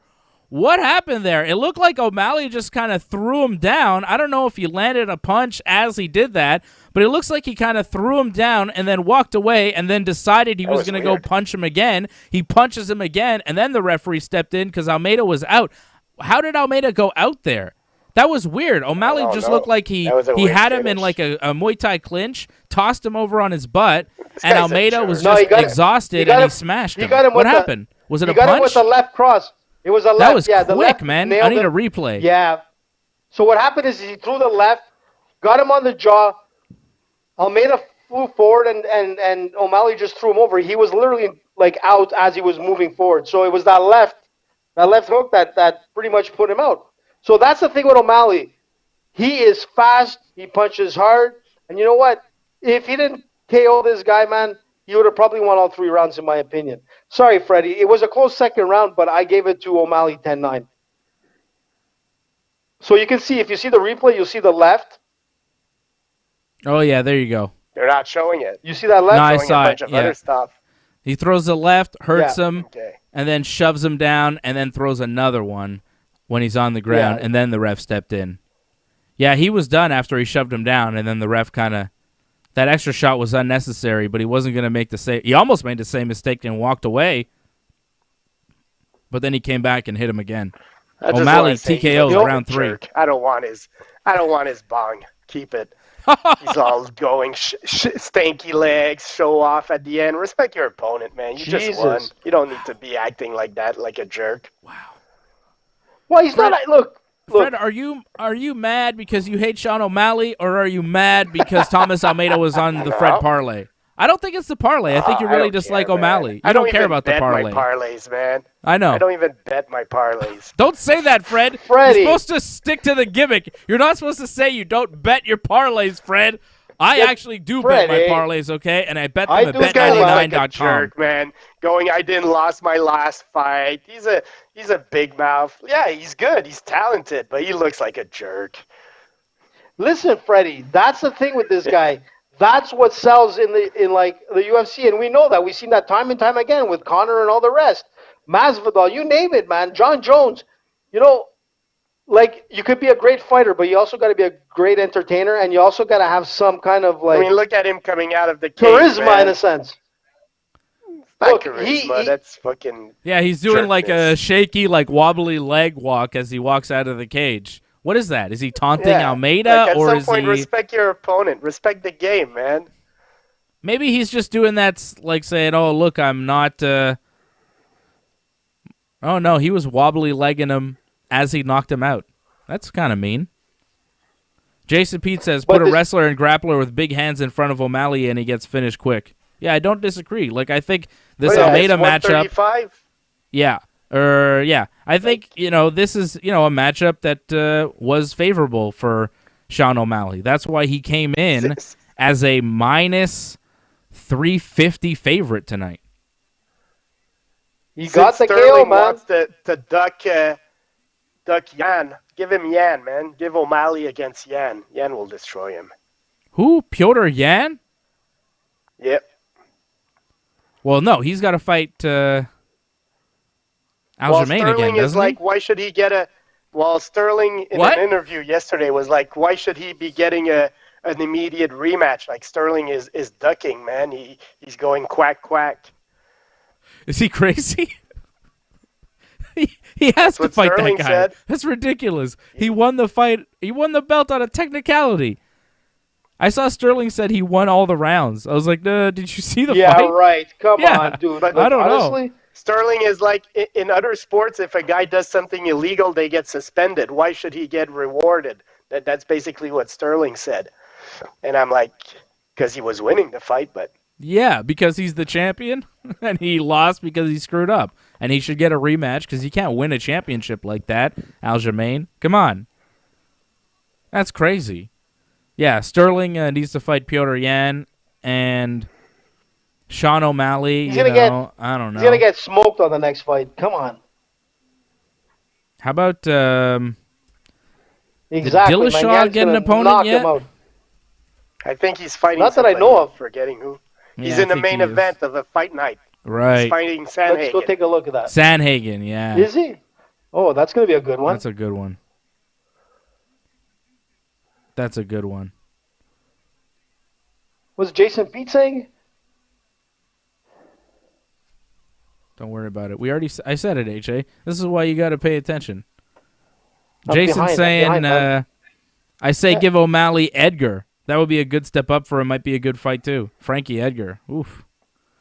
And Sandro's laughing. Aljo doesn't want Yan. That's crazy. He's laughing. I mean, that's nuts, right? He's absolutely I'm not right, sure man. I would want to see Frankie, because I think Frankie, with O'Malley being so lanky and a good striker, it might be a tough matchup for Frankie. I'd rather see him... I don't know. I'd like to see him I forgot who said it on the chat, but put a big wrestler that really likes to wrestle in front of him. Well, Frankie likes to wrestle. Well, the Kardashians are in the house, man. What do you know, man? They're right there at ringside, the Kardashians and some guy you probably know, Machine Gun Kelly. They're all drinking at the ringside. Yeah, I just saw them right now, man. Which Kim Kardashian and some guy named Travis. I don't know, one of them, man. I don't know. One of them. I didn't see that. Did I miss that? Well, I see it. Listen, man, there's a Kardashian there. There's a Travis Barker, I think it was. I don't know who the hell that guy is. Ugh. And a Machine Gun Kelly. Oh, it's probably Kourtney Kardashian. I think she's dating Travis Barker. Is that his name? Yeah, so I was right. Yeah, man. Kardashian. They're like living it up, man. How are they allowed to go to these fights? It's called like Vegas privilege, man. I'd give. It's called Benjamins, man. Benjamins, Dave. That's how they got there there. are a lot of tough fights at 135. Now that I'm looking at it, like there are some guys out there like Jimmy Rivera. Jimmy Rivera would be a tough fight for Sean O'Malley. That's a step up. That guy can wrestle. That guy's got heavy hands. Give him Jimmy Rivera. That's what I would do. That'd be horrible for O'Malley. You think so? I don't think so at all, man. Did you guys see the fight tonight? O'Malley looked good. Yeah, but he looked good against Thomas Almeida. Like, let's see him step up in competition and continue to look good. Let's not forget that Thomas Almeida was at one point a future top prospect. Let's be honest. At one point, but he's no longer in the top 15. I'm talking about giving him somebody in the top 15. Right now, O'Malley is not ranked in the top 15 in the UFC. Neither is Thomas Almeida. Jimmy Rivera is ranked 11th. Merab Dvalishvili is ranked 12th. Cody Stamen is ranked 13th. Kyler Phillips is ranked 14th. Any one of those guys would be tough opponents for Sean O'Malley. O'Malley's 13-1 right now, Dave. Okay. And he probably would have won that last fight, which he was winning. He lost it. Well, he did lose. I know he lost. And he thinks he didn't lose, and I think I agree with that. If his leg didn't go potatoed out, he probably would have won that fight. So he's 13-1 right now. He lost. So everybody loses. George lost. Did his leg go potato? Why does his leg go potato? Just answer that. Listen. He got an inside calf kick, and things happened. It was a kick that calf kick. Yeah, you're right. So, no, somebody else kicked him. No, you're right on that. But I'm just saying. That's right. Listen, if you take damage in a fight because of something your opponent did and you lose, what do you want? He lost. I agree with you. But he didn't lose because he was just badly fighting. How good did he look, man? He looked good for a couple of minutes. I don't remember the fight. I'm trusting you on that one. But, he lost in the first round.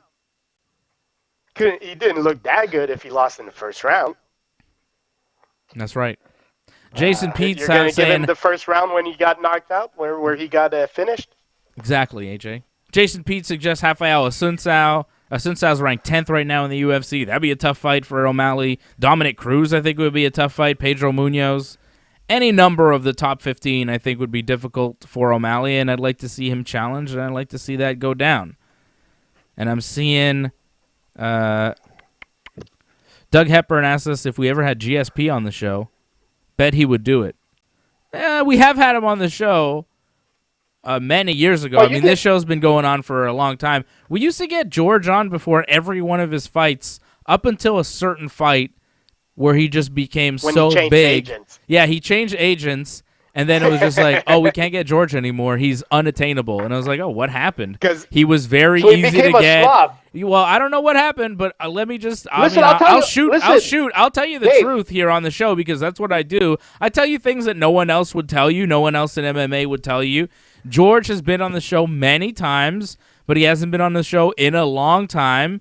There was a point where, he was coming on before every one of his fights, and then there was a certain fight, I forget which one, but he didn't come on, and then we couldn't get him on. It was really tough to get him on the show as a guest. Listen, I got a way to get him. Maybe he'll come back on. AJ thinks he's going to come back on one day soon. You know how? And I'm hoping. I've already contacted him. I told him simply this. I said, dude, I'm with you, man. I was abducted by aliens, and in fact, I have something in my closet that I think is from I thought AJ actually had something, but no. Disappointed. I thought you actually had a line on George. I thought you were going to reveal something cool tonight. But no, George has been on the show. Everybody's been on the show. Everybody that's been anybody has been on the show. Connor's been on the show. George has been on the show. You have a hat from John Jones. John Jones has been on the show. They've all been on the show. Listen, Dave, not to cut you off, but you actually were it's just not for a while. Interviews, like when George retired at the press conference, you gave the best question, and that's been said many times on all different shows. It's a legendary question, and they even made a cartoon on it. Not coming back. Yeah, that's right. technically, George might not be coming back unless Khabib wants to fight him. Where are you going? But listen, Dave. Listen, we could get George back. We'll get George back. Listen, first of all, we're on Bet99.com. We're on a mission. So we're going to get George back. Listen, here we go. Vicente Luque, two major sponsors. What happened? Vicente Luque stepping into the octagon right now, and here comes my underdog pick of the night. I like Tyron Woodley in this fight. I think the former champ gets it done. I think that there are levels to this game. Woodley's coming off 3 straight losses. People think he's done, but he's coming off 3 straight losses to the very elite of the division, Kamaru Usman, Gilbert Burns, and Kobe Covington. And before that, Tyron Woodley was the world champion, beating the who's who, and he's very, very tough to put away. Tyron Woodley is a monster. And I still believe in him. I still believe in the ex-champion, and I'm not convinced that Vicente Luque... 70 minutes of not fighting, man. 71, if you want to be specific. Okay. 71 minutes of not fighting and throwing less strikes in 71 minutes than anyone that's been out there. And I love Tyron Woodley, but he hasn't been the same fighter. Vicente Luque is a decent middleweight, but when he stepped up to the elite level of competition, he has failed each time. He stepped up and fought Leon Edwards in 2017, lost a decision. Stepped up, fought Wonderboy Thompson in 2019, lost a decision there. I think he's a very solid welterweight, but I'm not sure that he's elite. He's got the chance to prove that he's elite tonight, stepping in there with a former world champion, but I'm not convinced, and I think Tyron Woodley is going to be able to do it. Listen, man, on Thursday you went with Luque, buddy. I have it written down right here. No, I didn't. That's ridiculous. Oh, no, you didn't, actually. Sorry, but you did go with Tyron Woodley. Get out of here. Stop telling me which picks I made. And, hey, listen. Before you're like, oh, you were wrong about Modestas Bukauskas. He won, and I told you he would win. And I was like, no. I told you he would lose, and he actually lost. And this was after. You're like, no, I told you, Dave. I was like, no, the fight happened. That was the only fight I didn't see. Mm-hmm. Listen, take a look at Angelo's question, man, which is really good because I already have my answer for that. What's the one guest you guys would like to have on the show? One guy to have on the or one woman to have on the show? Girl. I don't know. Who do you think I would go with, Dave? Take a wild guess. Oh, and I'll tell you if you're right. Let me think. If you really know me, man. Mackenzie Dern. Who would I? Yes, man. Good. Dave is a genius, man. Dave is a genius. Mackenzie and we are looking to get more guests on the show. We're, what you saw the other night was a little taste. We're going to have more guests coming on the Ringside Report Network coming up real soon. We're going to get all sorts of guests, big names, all sorts of people are coming up in the works, in the pipeline right now. What about you, bud? What about you? Who do I want to have? I mean, here's the thing. I've kind of interviewed everybody that I've ever wanted to interview. I've interviewed Daniel Bryan. I've interviewed Shawn Michaels. I've interviewed Hulk Hogan. I've interviewed Chuck Liddell. I've interviewed Randy Couture. I've interviewed George. I've interviewed, everybody. You know what I'm saying? The first interview I ever did was CM Punk. So it's kind of like I've done it all at this point. Like, wow. I don't know if there's a specific name that's out there that I haven't talked to that I want to. I mean, in wrestling, there are a few, like Triple H I would really like to talk to one day, but, I mean, that's kind of a long shot. Taker was out there for a while. I mean, it would be cool to get Taker on the show. In MMA, though, and Sandro saying Woodley hasn't won a round in how long? I mean, yeah, he's not wrong. 71 minutes. And Woodley is 38, and he's not looked good in his past few fights. Like, I'll give it to you. Woodley's not looked good, but he's not looked good against some really good guys, so I'm not sure. I think Woodley's going to be able to figure out a way to win 2 or 3 rounds from Luque. But, hey, I've been wrong before. I could be wrong again, guys, all right? I've been mostly right tonight, though. I mean, pretty much every fight I've picked has been correct tonight. And this is my underdog pick of the night. Not my lock of the night. My lock was Miranda Maverick. She came through, okay? But, yeah, I think if an underdog's going to pull through here, I like Tyron Woodley's chances in this fight. I really do. Yeah, I think people are forgetting about him. I think people are sleeping on him. But as far as MMA people that I'd like to have on the show, I would like to have George again because the last time we had like a real in-depth conversation, he was still fighting. So I'd like to kind of talk to him again and recap his career and have a really good talk with him about everything that he's done and stuff like that. What about Connor? George, I think, is top on the list. Connor, I didn't really like talking to, so I don't really want to talk to him again. I'm good. Connor's like too Why? much of Because a of the, like, showman. language It's barrier? like too like gimmicky with Connor, and it's like you're not going to get a straight answer out of the guy. What's the point? Just kind of keep moving. What about like he just what says the about, like, same if you Connor had- things. Woodley coming in strong right off the bat, looking for the takedown. Drives in with the jab, gets double underhooks, driving Luque against the fence. This is what Woodley needs to do. Yep. He's looking for that takedown, but Luque defending really well. Look, Woodley it's coming a out smaller super octagon, so it aggressive. can play in his favor, right? Woodley's coming out super aggressive, but Luque reversed the position and now is pinning Woodley against the fence in the clinch. Woodley came on strong, but was not able to get that quick takedown. That would have been big for him. So much smaller than Luque. Freddie's back. Like, size difference, man. Luque's a tall guy, but Tyron, I mean, he's thick and he's strong. And Tyron is a good wrestler. We had a good interview with Charles Jourdain not too long ago. That was a fun one. In Abu Dhabi, in fact. So that was pretty cool.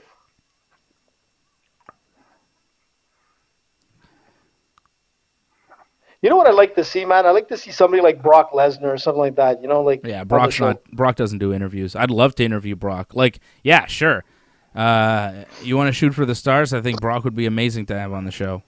There's so many things I'd love to ask Brock. Get Brock on the show. AJ's gonna get it done. Yeah, Brock doesn't put himself in those situations. No, Brock does not do interviews. Woodley landed some good punches. They disengaged from the clinch. When you say interviews and Brock, I remember that ESPN piece on him where they ask him about steroids and he just like gets out of his barn because he's like offended. Yeah, I wouldn't dare be that disrespectful to Brock, even if we're doing the interview at a distance, like he was in another, country. I would still be afraid. That's the beast incarnate. Big time. But yeah, Brock, I don't think anybody could do a better interview with Brock than me. I think I'd do the best Brock interview of all time if I got Brock. I truly believe that.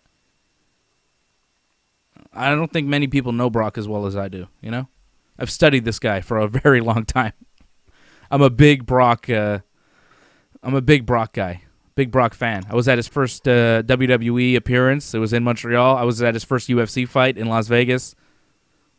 I've read his book. Really? UFC 100. Yeah, there you go. I mean, I followed Brock's career very closely. I betted on Frank Mir in their rematch, and I lost, but I always bet on Brock, even when I shouldn't have. I don't know if there's Tyron a with a Jason. big right hand, wobbled Luque. Let's go, Woodley. Woodley's looking good here, guys. Yeah, he is looking good. He's doing Uh-oh, exactly he what just he got needs wobbled, to do to though. win this fight. But Woodley got wobbled. Woodley is hurt now. Oh, and I was going to say, let's is... see how he looks in round 2 and 3. Oh, he's fucked up. He's done. What? Oh, Are you serious? He's tying him up. He's on wobbly legs. He doesn't know where he is. Tyron is fucked, but he's still throwing. What the fuck? Holy shit. Tyron is not really there, but he's covering up, and he's still fighting I'm surprised somehow. the ref didn't stop it. Yeah, the ref took a good out look. He took a good look and went to try to stop it. He thought he was going to, he thought about it.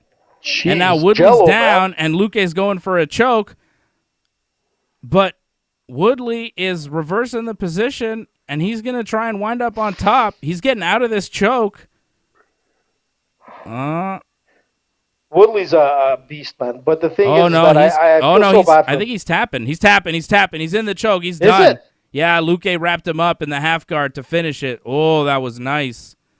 Whoa. Yeah, Tyron's fucked up. He was done. Tyron was fucked bad, up. Man. He got Listen, hurt. man, he was the welterweight king, and you know what? This will probably be his last fight.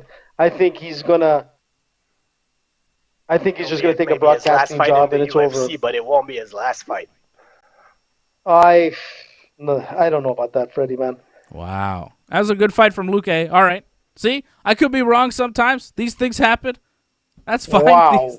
I mean, look, I thought Woodley was going to be more durable than that, man, but Luque came in with some real power, man. That was a wild fight, though. Woodley was looking good. He wobbled Luque. Woodley was looking good early on.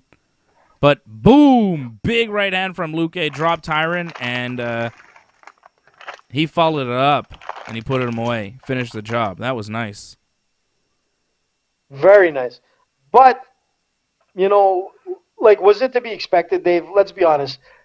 For 71 minutes, when you look at all of Woodley's fights, man, they've been, not just bad. They've been, pretty hopeless in all aspects of fighting. He started off well. He went for that double. He tried to cut the distance, but it didn't pay off, man. There's something, I don't know if it's his gas tank or whatnot, man, but he's not the same fighter. And honestly, Fred, I don't see him fighting in any other organization. He's 38 years old, man. I think Woodley will be better, working for the UFC. Somebody's got to. Yeah, the bill's got to be paid. I understand, but this guy's worth millions, man. Let's be honest. Okay, well, first of all, I think he has a lot of kids, which costs a lot of money. And I think, if I remember correctly, he himself said that he spent a lot of that money. He himself said that when he went champion, he went a little crazy on a lot of stuff, and also, we'll see. I say he fights. That was a nice. Sure, that was a nice. I'd be willing to bet whatever Luque, donuts. Bagels. I wouldn't bet on him. That's for sure. I mean, to win another fight ever again. I mean, to have another fight probably. But I mean, after this, it's like, okay, if you're not beating this guy,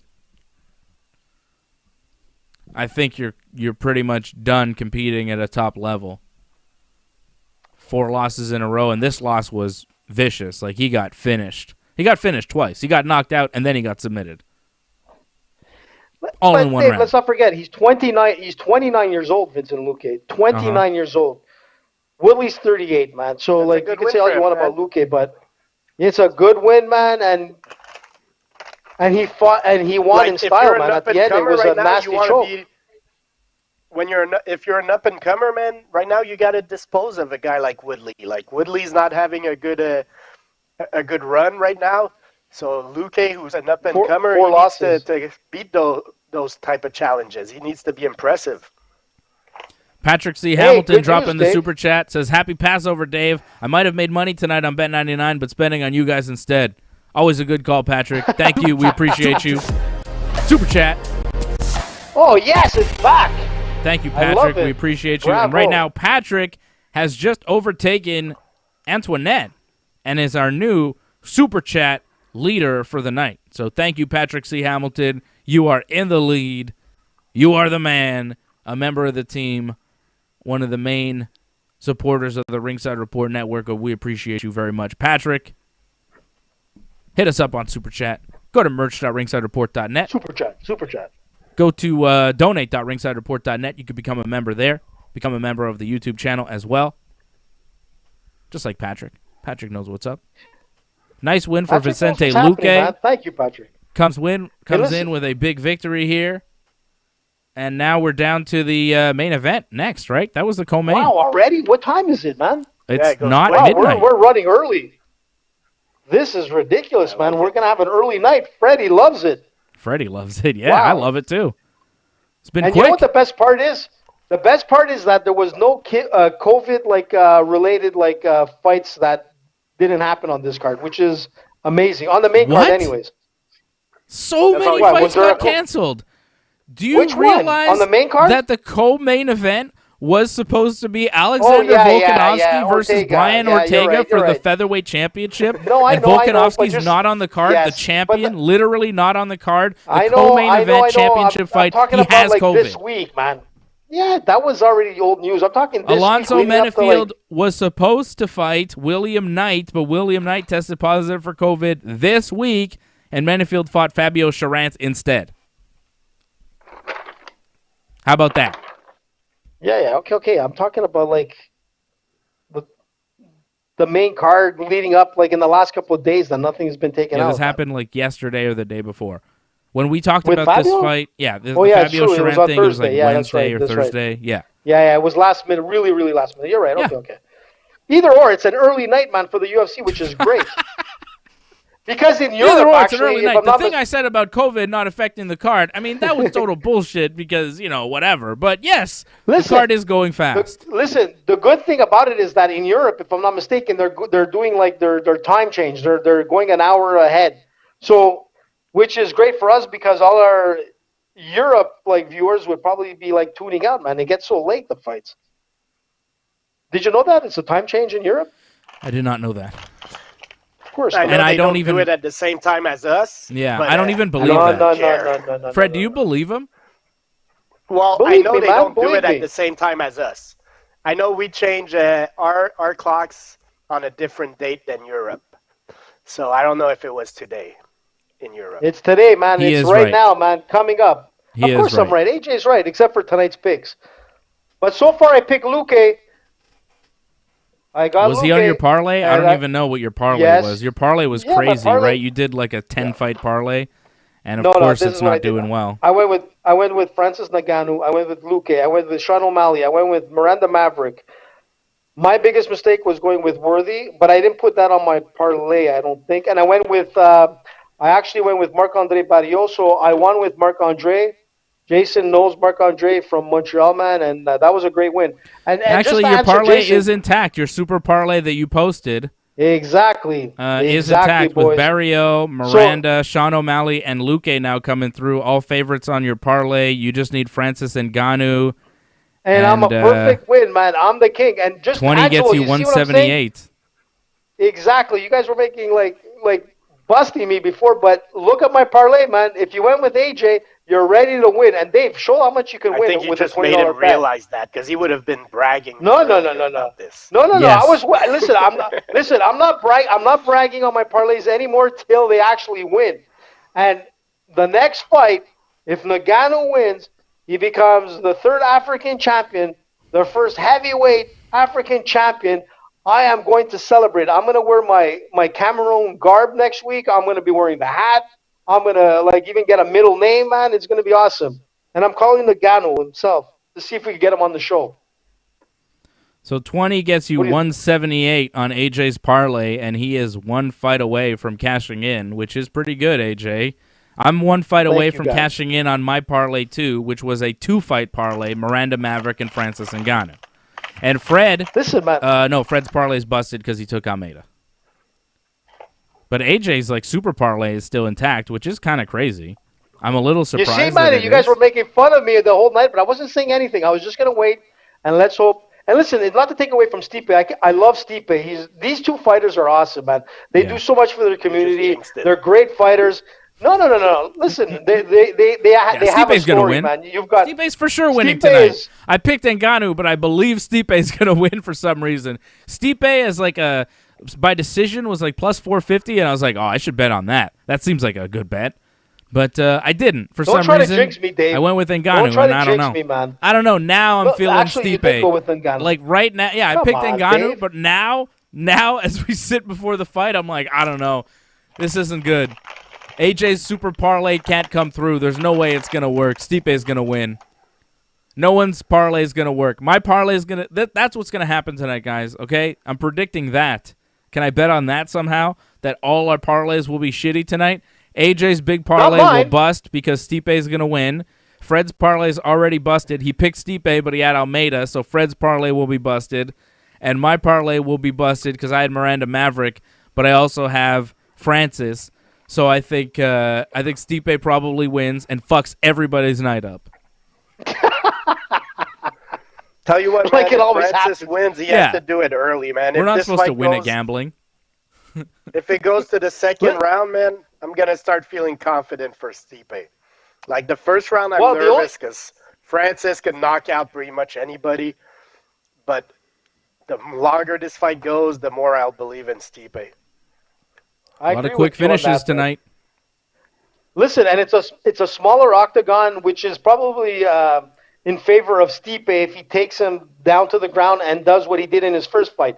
If he does what he did in his first fight, he has a good chance of winning. If it goes further into the rounds, I agree with you, Fred.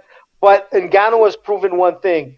His way to win is not to toy around, to go in there and knock the guy out. He's done it in seconds. In his last 4 fights, they haven't gone past a minute. And, well, actually, there was one of 70 seconds. So that's all right. They haven't gone past the first round. But that's what Ngannou has to do. If Ngannou comes out, like you said, it's going to be an early light. What time is it here? It's 11:56 Eastern time. We might see it by 12:15. It's all wrapped up with the UFC. Freddie's happy. AJ is going to be very happy. And anybody who's went with my parlay, my long parlay, you made money tonight. And I don't see Ngannou not winning tonight. And not to take away from Stipe. Stipe is awesome. I love Stipe. But listen, man, there's a lot of wear and tear on him. He's up there in age. And you're looking at Ngannou in his prime right now. This is his game. And I love to see him fight Cyril Gane at some point. That'll be interesting. But we'll see, man. Stipe's and then maybe you're fight, like, Stipe's best fight where he looked the best was his last one. So I don't. 38 doesn't scare me too much. Freddie. The only thing is maybe the size difference. Because he weighed in, I think, at 235, something like that. That's pretty small still. So we'll see. But he was small in his last DC fight, so maybe he just feels comfortable like that. But Freddie, not to take away from that, but if you look at the last 3 years, like we said on Thursday, the last 3 years of Stipe is only fighting Daniel Cormier. That's all it was. And the last 3 years of Ngannou is only Daniel Cormier and fight for the belt. That's only Daniel Cormier, man. His last fight was longer than for 3 years, dude. The same guy for 3 years. Combined. Yeah. Still, man, Ngannou has been working to get back to the top. And Stipe has been fighting just Cormier for the last 3 years. So, I mean, he is, but it's not the same, dude. It's not the same. It's not the same. Like, every fighter is a different challenge. Every fighter is a different setup to a camp. Harder. Look, Ngannou is training like a beast, man. I mean, this guy, look at the size of him, man. Look at the shape. They all train. They all train hard. Listen, Stipe's man, training very they all hard train. too, Everybody but trains. But the difference is Ngannou is in his prime right now, and he's at the point where if anybody is going to be heavyweight champion, this is the man tonight. I think Ngannou has made more strides since the last fight than Stipe has as far as his elevation as a mixed martial artist. But I think Stipe has also evolved, and I'm not sure that Francis will have enough to beat Stipe. He can land that punch and puts anybody away. He could put Stipe away, and that's kind of what AJ and I are banking on tonight. But Stipe Miocic, I think, is the more well-rounded mixed martial artist. And if he doesn't fall down from Francis's punches, and if he takes them and keeps moving forward, he should win the fight. That's what happened last time. Stipe should win. He should be able to out-wrestle, out-box Francis Ngannou. But if he gets clipped, he can definitely go down because it's Francis Ngannou. And I think Francis Ngannou is one of the most dangerous knockout artists ever. And I think Francis Ngannou is a guy that has learned enough since the last fight, learned enough from the last fight, that he's going to make the adjustments here and get the victory. I think Francis is going to win this fight, but if he doesn't, it's a game of inches, and if he doesn't land that shot, he's not going to win it. So it's really up to landing that big shot. Brooklyn Lizard says, AJ is on fire. I will win. Brooklyn, did you go with AJ's parlay? And there's Jason Pete with a big shout out to Ringside Report all the way from Mexico. Shout out to Jason. Yeah. Dave, can you hear me? Yeah. AJ? I can hear you. What the hell? What happened? AJ, can you hear us? AJ's frozen. Is AJ frozen? Oh, AJ's gone. AJ's gone again. What is that, 5 tonight? Is that 5 dropouts? I think that's the 5th dropout from AJ tonight. What is happening with Team AJ? Right in the main event, too. Perfect time to lose AJ. Francis Ngannou hugging his team, getting ready to get into the cage here. It's main event time.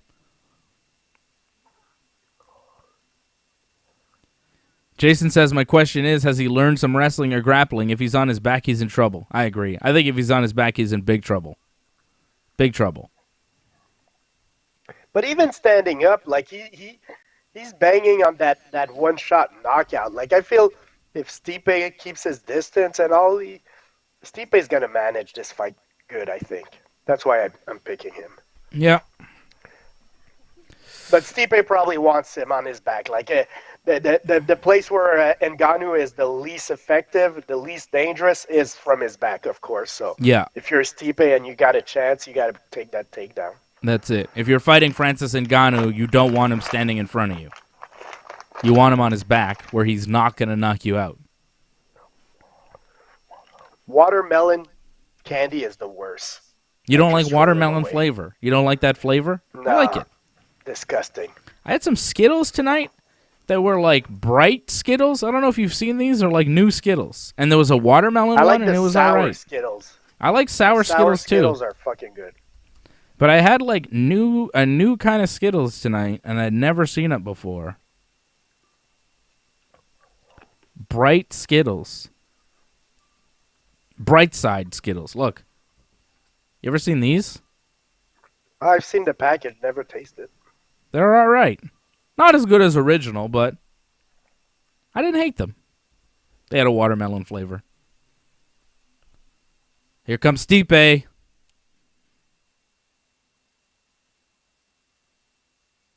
Oh, boy. Whew. I'm hyped for this one. It's going to be good. I'm a little nervous, too. Whoa, hold on a second, Fred. I lost your audio there for some reason when I lost you. Hold on, Fred. You're back. Sorry. Hey, stop fucking around. Shut up, Fred. Where's AJ? I think he's back. AJ, you back? Oh, I'm back. That's your fifth dropout of the night. If anybody's keeping score, I set the over-under at 3 dropouts for AJ tonight, and he hit that like in 45 minutes. So we're at 5, maybe 6 at this point. Next time you got to go with a half. You know, you got to go 3.5. Like that, yeah. Nobody gets the push. We should take bets on that. We should actually bet between us on that.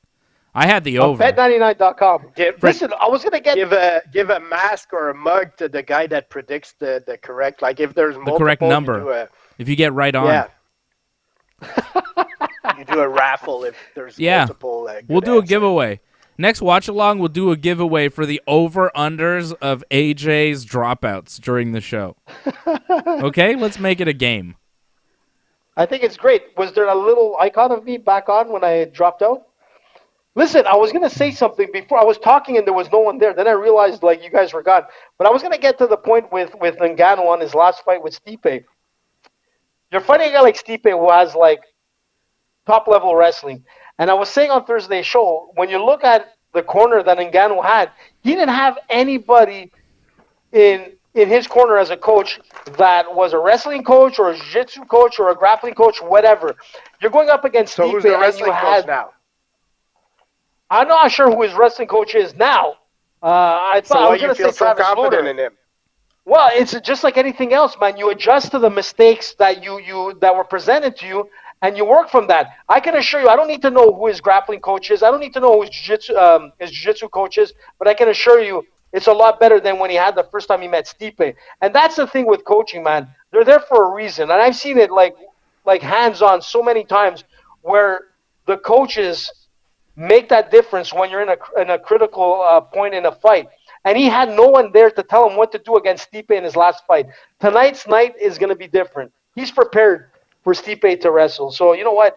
I don't think Ngannou's going to change his approach to it. He's going to try to take Stipe down. Like, he's going to try to knock him out in less than a minute. And if that doesn't happen, I agree with Freddie. If it goes to the second, third round, Stipe is going to take advantage of that.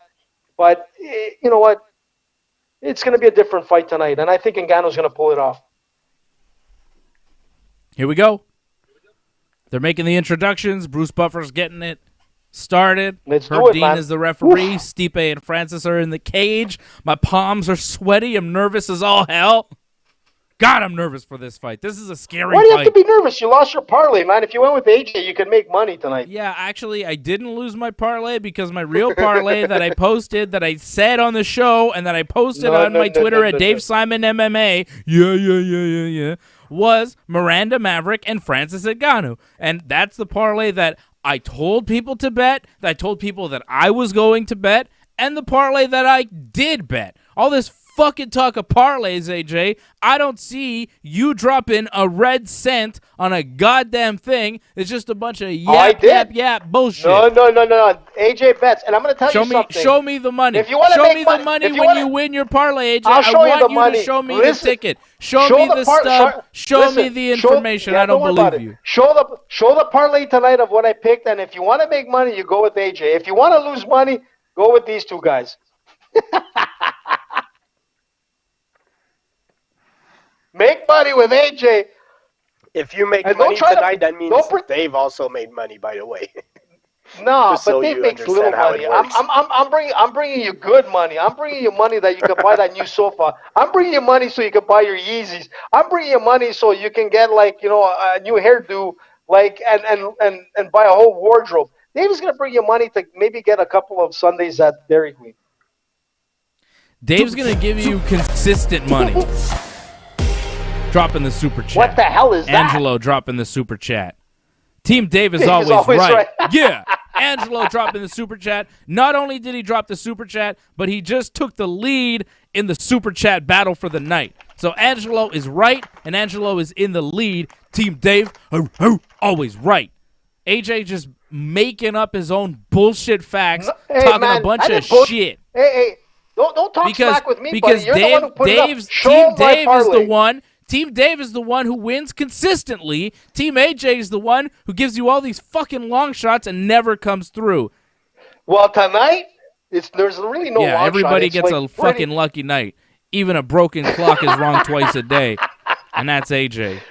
Listen, man, that's okay because the next clock and a broken record. Listen, if Ngannou wins it, I'm wearing the crown for the next week, man. That's all I want, man. So I can you can wear the crown all you want. As long as I win money too, I'll be happy. I don't give a shit if you're fucking bragging. I'll brag too and I'll make money. Dude. You don't give a lock of the night. You don't give anything. You just talk a lot of nonsense, give fake picks for me and Fred, and then put out some fake picks for yourself to make yourself look good. It's all fake. Dave, it's okay, bud. You're allowed to. I'm just going to take AJ's defense and say, what? If he comes in tonight if Ngannou wins tonight, AJ... you might have won your parlay, but AJ's the big winner. Well, yeah, if AJ... Yeah, for sure. Patrick C. Hamilton dropping a big super chat. He just took the lead, and he says he went with Stipe on Thursday, not Dave's selection. That's right. I went with Francis, and this fight is starting. We are 4, 53, 52, 51, 50, 49. We're in this fight. Stipe versus Francis in the first round. Heavyweight championship of the world. Ngannou looks like a beast, man. Look at the size of this guy. He outweighs Stipe by 29 pounds on the scale. Jesus. Listen, man, he picked up Shaq O'Neal like it was nothing. I mean, Ngannou, did you see that? Ngannou just picked him up like he was going to throw a basketball. Man. Jesus. Here we go, guys. Uh-oh. Jason Pete says, fuck it, AJ versus Dave, submission only, no time limit. Let's settle this the right way. I don't like my chances in that battle. I don't want to do that. I think AJ will probably win. I don't like. Although Let's AJ, do it, man. I don't know, AJ. You're getting kind of older, and you haven't been doing jiu-jitsu. You haven't done jiu-jitsu in like over a year, and I've been consistently rolling. So like, if there was ever a time where I could have a chance against you, I think it would be now. But I still think you probably beat me in a jiu-jitsu match. I gotta give. Listen, man. I saw you rolling with your brother like last week. You look good, man. You look good. You're a sneaky little fighter, man. I'm okay, but Listen, dude. The most important thing is when people don't realize we're all friends. Every one of us, we love each other. We're like, of course, we're brothers. And if we did grapple, from another mother. If we did grapple jiu-jitsu, it wouldn't be like to settle a beef. It would be like because we like jiu-jitsu. Fun stuff, man. I don't fight. Man. I don't fight to settle differences. I don't think violence is the answer to settle your differences. I'm pro-violence, but not to settle peace. conflicts. Make I think love. You do violence to have fun with your friends. And Stipe going for a single leg takedown. Francis defending it, man, sprawling, big sprawl from Francis. Oh, looking to turn it around and get on top of Stipe. Spins around, takes Stipe's back. Whoa, Francis takes Stipe down and landing some big punches on Stipe, on top of Stipe, landing some hammers. Holy shit. What the hell? Francis took Stipe down. Stipe back to his feet, though. Took some good punches, but he seems like he's okay. Man, Stipe could take a punch. Man, he took a good right from Ngannou, man, and it didn't phase him too much, but still. Well, let's see. I'm telling you, the longer this fight goes, though, I feel confident in Stipe. If Stipe could take those punches, but Freddie, man, this is not like the first. This is not like the first fight. I mean, Ngannou is much better in wrestling, and you can see, man, that he's confident going to the ground. That's a difference. That was pretty crazy. That was pretty crazy, man. He took him down, but, like, you know, definitely used energy doing it. And he threw, like, a flurry of punches there on the ground. I wonder, like, as this fight goes long, what does Francis look like? Oh, my God. Is he slowing down? Even his kicks are so nice. It seems like he's slowing down already. He's breathing harder. Yeah. And Stipe's not going to go anywhere. That's the thing. Chael used to say, if you go for the knockout and don't have it, often you'll lose the decision because you're going to waste like a lot of energy, and that's going to affect the rest of your fight. Yeah.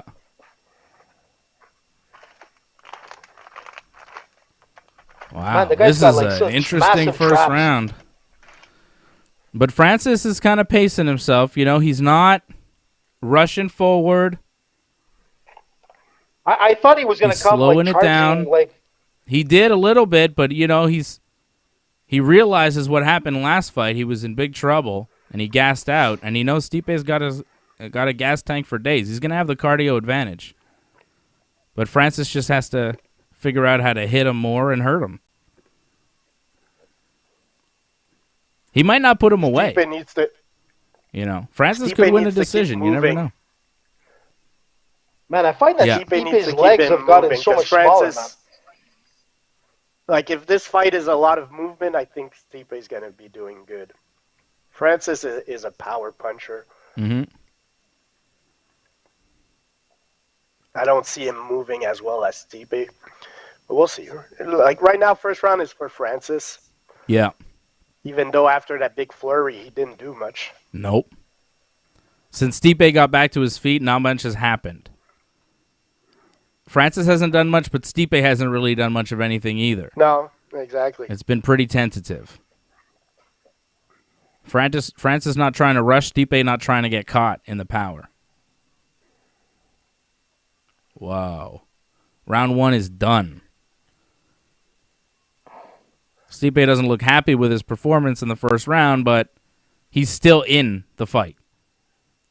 And I think that's advantage Stipe. He lost the first round for sure, but the fact that he is still fighting after the first round, I think Stipe now holds a certain advantage going forward because he's going to have the gas tank advantage as this fight progresses. But Francis he does look frustrated with what he did, but at the same time, I think he looks relaxed and also I don't think he's panicking or anything. No. Look, I just saw a comment coming in from Bilal Muhammad, and he basically said, "A calm Francis is a scary fighter, man," and that really is the truth. Ngannou is. I thought he was going to come out with like guns blazing, but he's super calm.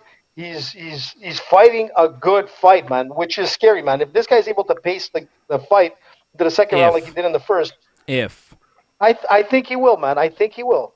Sure, but this is a 5-round fight. And if he doesn't put Stipe away, you know, you got to wonder what this is going to look like halfway through the second round, in the third round, if it goes to a fourth or a fifth, you know?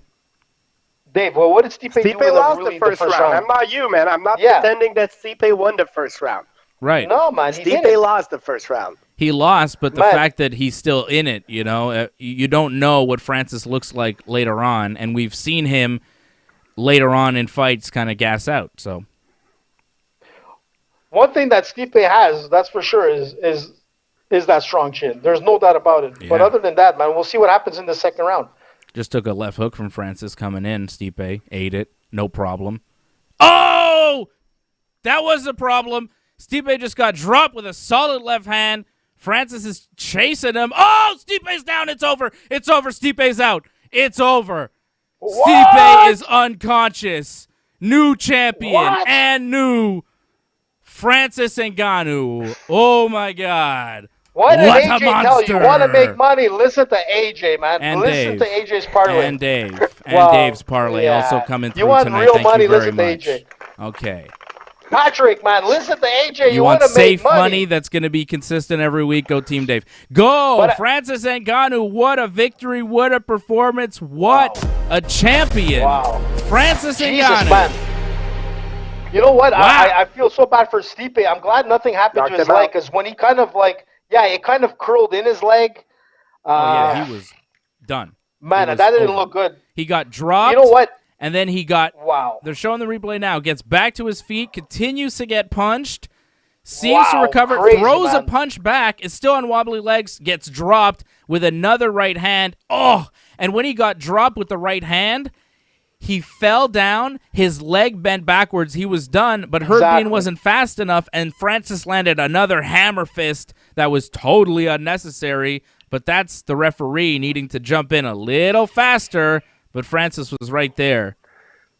I mean, Herb Dean, maybe he was a little too far. A step out of place, he's maybe. Jumping in like...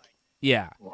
He jumped in pretty fast. Jesus. I don't think Herb Dean did anything. No, Stipe took one shot. No. Stipe's totally done. Wow, it was that left again, man, right on the chin. And it wasn't like a heavy... Yeah. Oh, that's it, man. He's got that one punch knockout power. He touches you, you go to sleep. Seeing Daniel Cormier's reaction is pretty good. What's John Jones saying? John Jones is like, I'm going to go back to light heavyweight, guys. John Jones is like, forget that. Wow. Man, that leg looked nasty going backwards.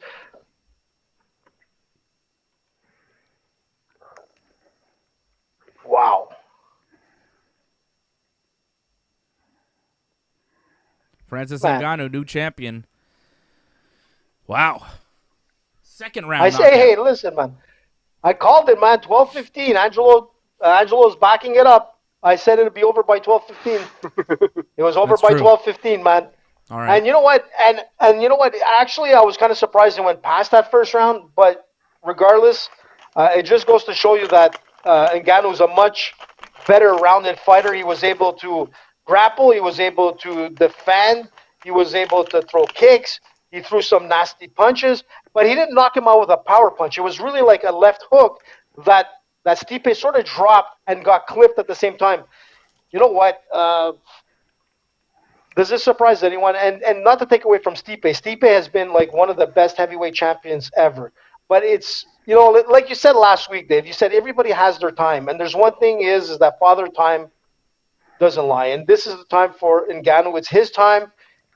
We'll see how he does in the next couple of years. There's a lot of guys coming up. But you're right, man. Can Jones be able to fight a guy like Ngannou? I'm not sure. Can Jones be able to fight a guy like Cyril Gane? I'm not sure. You know, like, can Jones even fight a guy like Stipe right now? I'm not sure, man. Stipe is a beast.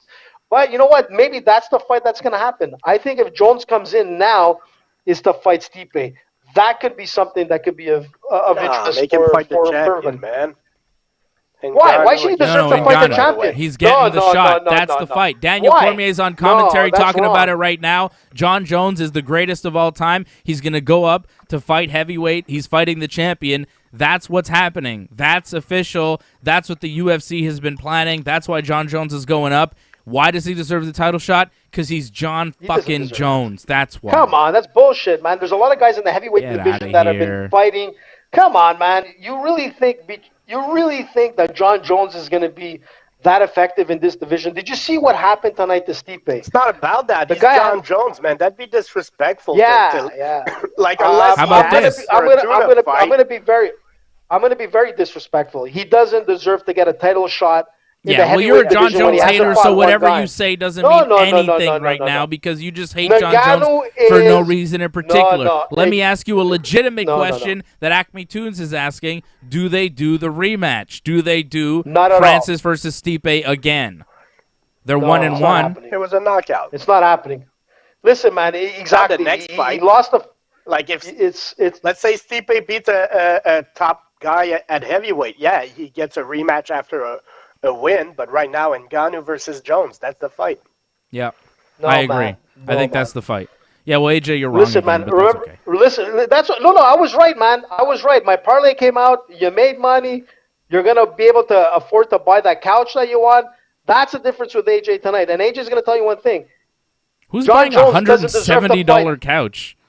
No, buddy. If you want to put more money, if you only put a $20 bet, you made almost $200. Your bet was for $20 to win $170. I'm like, who's buying a couch for $170? Pretty shitty couch you're buying. No. Shit couch Real gamblers are gonna put gamblers are gonna put $50. And that's where it comes down to. And I'm gonna tell you something. If you put John Jones against Stipe, that makes sense. There's no reason a guy like John Jones is going to go fight Ngannou. That's not fair for every fighter that busts their ass in the heavyweight division to get an opportunity to fight at the top. John Jones is the light heavyweight champion. Okay. He deserves to fight a light heavyweight. No, he's moving to heavyweight to fight for the title. This is the whole point. God damn it, you're behind the times. No, you did pick correctly, AJ. I'm going to give you your props now, and then you could shut up about it. You did get the parlay. Picking all the favorites here: Francis Ngannou, Vicente Luque, Sean O'Malley, Miranda Maverick, and Marc-Andre Barriault. All favorites, all came through. That was AJ's parlay. He told you to bet it. $20 got you 178. Even though on the show on Thursday, I know you put down a 6-fight parlay and you changed it for the graphic. Just like on the show on Thursday, Freddie and I put down 2-fight parlays, and you changed it for the graphic on Instagram where we had 30-fight parlays, making a mockery of the whole thing and giving people bad advice. And you're laughing, but I don't think it's funny that you're giving people bad advice on Freddie and Dave's behalf. Don't be jealous. You're giving people bad advice and saying it's my advice. You're telling people bullshit. You're lying to people under my name, motherfucker. No. Dave, don't be a hater, man. Don't be a hater. Don't be a John Jones picogram. Listen, you just got to say tonight on air that AJ was right. Freddie said it, and you know what? That's okay, Freddie. Freddie wore the crown last week. You wore the crown the week before. Bullshit this week, artist. It's unbelievable. It's Easter. It's part of the Easter week. AJ wanted, man. AJ made your money. And when it comes down to it, there's people that want to see Jones fight Ngannou, but he doesn't deserve it, man. He doesn't deserve to fight Ngannou. There's a lot of other guys. I want to see John Jones come in. He gets what he wants. Come on. Greatest ever? Come on, man. Team Dave. There's my official parlay. Team Dave. Come on, man. Team Dave. Look, Jones probably showed me the money. I'll show you the money, but Team Dave. The guy's back in line. What? Lock. Team Dave comes through. Thank you, Team Dave. Yeah. Team Dave wins again. And this is the thing, AJ. Team Dave is a thing that actually comes through consistently. Unlike you and your bullshit. I'll give you that when you take two round fights for a parlay. I give you credit. Dave does come through, and Dave does come through for the female prelim fights. He generally has that lock and he wins. But if you want to go long, I give you a lock every week that wins. I bring you AJ money. comes through once every 6 months and claims he's always right. Just so we're clear. Right? Right? Listen, man. That's okay. What was the hell super chat again? What's going on? Says he's loving the smack talk between AJ and Dave, and Angelo dropping that super chat just took over Patrick C. Hamilton as a super chat leader for the night. Angelo's in the lead. Angelo just took over Patrick. That was big, Angelo. Big move from Angelo. Damn. Angelo's a king of the super chat battles. He usually comes through in the clutch just at the end, drops a big one. Angelo comes through, leading the super chat battle now. AJ's getting me riled up. Appreciate it, man. AJ's getting me all upset. I'm not getting you riled up. I'm just telling you the truth. Even though my parlay won. Okay, I'm the best guy at Instagram here, okay? So let me speak, AJ. You're going to like this. Dave was right in 3 of the last 5 events. But if you take all your profit, does it equal what AJ did today in profit? Depends what you bet. And probably. Oh, Dave. And your losses. Depends how much you bet. On every one of them. Let's say you put 20 on every one of them. That's how you calculate it. But you got to count the losses also. And same thing for you, AJ. Yeah, count AJ's losses. You're right, Fred. Yeah. You're right. When I think Dave. Fred is in the middle. I still think Dave is winning, though. Thank you, Fred. My quick math probably tells me Dave is winning. He might, but listen, Dave's more consistent. In the long term. Dave's more consistent than AJ. AJ gets lucky. Dave does research because Dave has UFC Fight Pass and watches a bunch of fights. And gives you actual locks. Like a bankroll, and Prancer, we keep remember track. Prancer. Let's say we all start with $200, and then we bet, and we see where it goes. Let's do that. Let's do that. Bet99.com, man. AJ, because, do it. Because here's the thing. AJ won't do it because he'll never figure it out. But here's the thing. I'm down to do that because I have full confidence that I can outfact and outbeat AJ in any of these competitions. I have full confidence that I can destroy AJ. So let's do that. I won tonight, bud. And watch how fast AJ's money disappears. And let me just try this on AJ. So you say John Jones doesn't deserve the title shot. Who should get the title shot then? Yeah. And AJ, could you also answer us how many times you bet against John Jones? Several. Yeah, but I like, if John Jones doesn't get the title shot, who gets it, AJ? Listen, man, Jason Pete said it right. John Jones hasn't been the same since he fought the OSP, and that's true. Let's be honest. That's not my question, Listen, man. what it comes down to, that's in light heavyweight. Who doesn't fight Jones? Who fights Ngannou if not John Jones?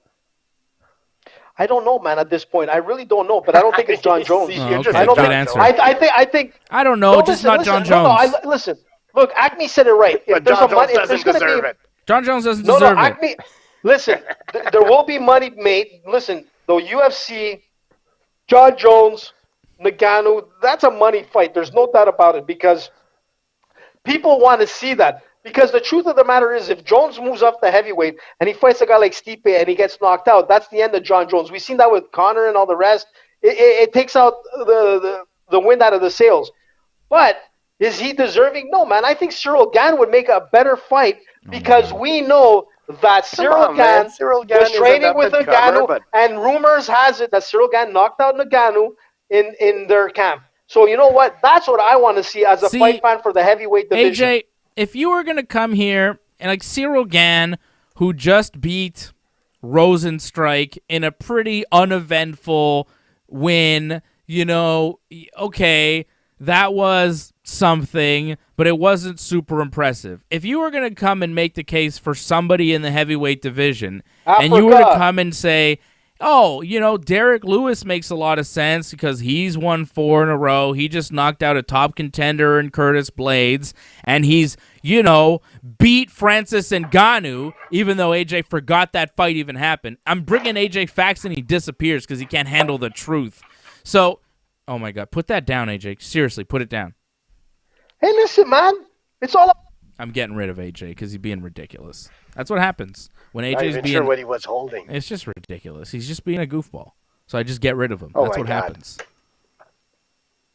Yeah, what's the matter with him? He's like celebrating Francis Ngannou over there. Just ridiculous. So, you know, if he were to make the case for Derek Lewis, you know, that would make sense because he's got to win over the champion. Not many guys have beat Francis. Who's beat Francis? Derek Lewis and Stipe. Derek Lewis has won 4 straight. He's coming off a knockout victory. If you want to make the case for Derek Lewis getting a title shot, you know, I'd be willing to hear that. But just because Cyril Gane is AJ's favorite fighter in the heavyweight division doesn't mean he deserves a title shot right now. Okay? It's just absolutely ludicrous, and it's just more AJ logic. The fight to make is Francis versus John Jones. Everybody's saying it. That's the fight to make. John Jones agrees. Freddie agrees. Most people agree. There's just not that many other options at heavyweight for Francis Ngannou. If you want to make the case for Derek Lewis, you know, that's fine, but I think John Jones is a more interesting matchup. Okay, AJ? Don't be a hater, bud. Put me back on, man. Oh, I'm back. Okay, listen, man. Dave, what did you say before? You're going. You're doing things tonight that's like, I got to get rid of you from the show. I got to just ditch you. Yeah, you're being an old man. Such a hater. You're being such an old hater, man. No, you're being a fool, AJ. You're doing dumb shit on the show again. No. Don't be mad, Patrick C. Hamilton dropped the super chat, just took over. He's in the lead.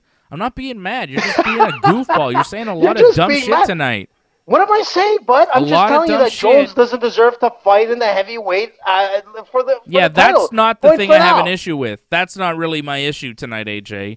It's some of the other things you've been saying and doing that I'm not really in favor of. That's my keep that away. No, don't. Man. I don't even. Yeah, but it's, you know, when you do it, what are you, a hater of African heart? It looks bad. Listen, I have it all. What are you talking about, man? Okay. We're gonna move on. Patrick C. Hamilton just took over. African champion. Patrick C. Hamilton just took over the super chat battle, dropped a 20, and he is now in the lead, taking over from Angelo. Patrick and Angelo are doing battle tonight. It is a super chat battle, like AJ and I are doing battle. AJ and I are battling, and Angelo and Patrick are battling on the chat. Let me give you an example right now. Let's be honest. You saw Ngannou fight tonight. We've seen Ngannou fight for the last 4 fights. Nothing's gone past the first round except for today, and then Stipe got knocked out. Let's be realistic. Does John Jones have a chance against an Ngannou that you saw tonight? You ever seen John Jones get beat? And be honest. Yes, of course. He's John Jones. He hasn't been beat, but he hasn't been the same since OSP, and I agree with Jason what he said on that. He hasn't been the same fighter. And even with Dominic Reyes, I still thought he won that fight. Dominic Reyes won that fight against John Jones. He didn't, though. Listen, he didn't according to on him and you're still the UFC judges. Salty. But most people agreed that Dominic Reyes probably won that fight. Not Fred and I. Now, you're going to tell me tonight. Disagree with you. You're going to tell me. Most people don't agree. The judges didn't agree. I don't agree. Fred doesn't agree. There's a small minority of people like you, AJ, that just hate John Jones for some reason. You don't want to see him win. You're a John Jones hater. Why do I hate John Jones? I think John. No. Yeah, right. Anytime we bring him up, you can't help but say picograms. You can't help but talk about cocaine. You can't help but talk about all the negative things, and you will never ever talk about how he's the greatest fighter of all time, which he happens to be. He is one of the greatest. I agree with you in the light heavyweight. He's one of the greatest fighters. You got to qualify it because you're a fucking hater, AJ. You fucking hate John Jones. Listen, don't get mad at me that I won tonight, man. I won too, bitch. I don't care. I won money too, you idiot. The fuck is the matter with you? You won a couple of Dairy Queen blizzards. You don't know what I put down, silly fuck. If you want to win a couple of blizzards, Oreo cookie, and candy swirl, you go with Dave, man. Yeah. But if you want to win real money, you come with AJ. If you want to eat for free every week, you go with Dave. If you want to lose your lunch every week and get fucking lucky every once in a while and buy a cheap fucking couch off Kijiji, go with AJ. Don't get mad. Listen, man, don't get mad at me. You know what this hate reminds me of? It reminds me of the time that we were in studio at TSN 690 live when AJ said that Ronda Rousey was going to lose quicker than you can imagine. We went to a commercial break, and Rousey lost.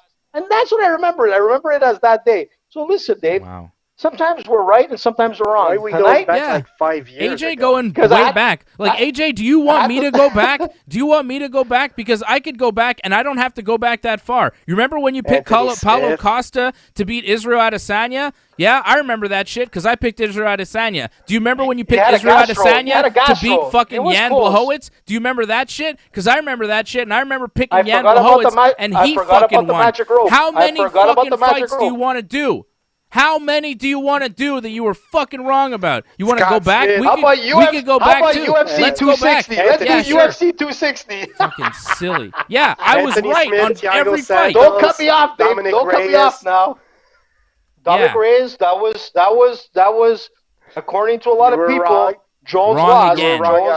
Wrong again. Wrong on Thiago Santos. Wrong on Alexander Gustafsson. How many fighters in a row did you pick to beat John Jones? You said Gustafsson would beat him. Wrong. You said Smith would beat him. Wrong. You said Santos would beat him. Wrong. You said Reyes would beat him. Wrong. And you know what? I pick John Jones every time because I'm smart and I know that John Jones is a sure fucking thing at light heavyweight.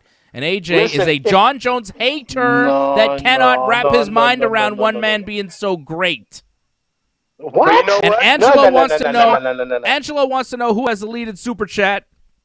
And we've got the board up right now. Patrick C. Hamilton is in the lead, a pretty sizable lead over Angelo right now. Go. Patrick Jason, in the lead. And Patrick, shut up, AJ. I'm doing a fucking Super Chat leaderboard. Shut the fuck up.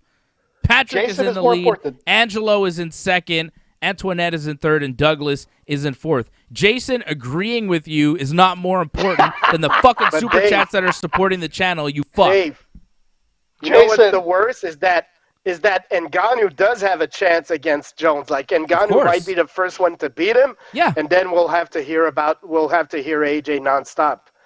Which he'll completely because here's the thing, Fred, to make him look like a genius. I think John Jones deserves a shot, but I'm not convinced that I'd pick him to win. Yeah, me neither. I might go for Ngannou. So. Yeah. But then AJ's just gonna go like, oh well, I told you. Even if we both pick Ngannou, AJ will claim that he was more right. Even if we all Exactly, pick Freddie. the same Exactly. fight, AJ will claim to be right and we are wrong, and he'll post graphics where we pick the other guy because that's just what AJ does. He lies to make himself look good, and it's failing. I don't lie, man. Listen, man, it's not. I don't lie. I don't flip flop like you did. I showed you the facts, and I'm going to tell you something. As of today, what are we today? March 28th, 2021. I'm still saying right now, Ngannou's going to knock Jones's head off, and there's no doubt about it if they ever fight, which I really don't think is going to happen. Have you seen Jones in training camp? Have you seen Jones going up in weight? He's Dude, pretty he doesn't big look right that now. great. He doesn't look great. He's a big guy. I saw That's John huge. Jones. He looks beefed up. Yeah, he's ready. Beefed up on what? Like See? Twinkies? See, no there you way, go. man. Ngannou. See? No. All right, if you want to play that game, you've seen the pictures of Ngannou when he got to France and Ngannou now, man. I mean, come on, man. All these athletes look like shredded, man. Listen, Ngannou is a beast, and look at the shape he was in tonight. Look at the way he fought. Yeah, sure. Listen. Ngannou might beat John Jones, but you also said Gustafsson would beat John Jones, and that was ridiculous. So Okay, there I was wrong, but in their first fight, it could have went. He either lost or. also. It he was lost. one of. No, Jones definitely won. He that did fight. lose, but according to some people, it looked Some like people. Gustafsson had that fight. What, a But let's Reddit be honest, message board? That was Yeah, John some Jones shitty haters? message board you're on. Listen, man, I'm John going to tell you Jones one haters? thing. Was it a Jones-Gustafsson first fight was one of the best fights I've ever seen. And I don't hate John Jones.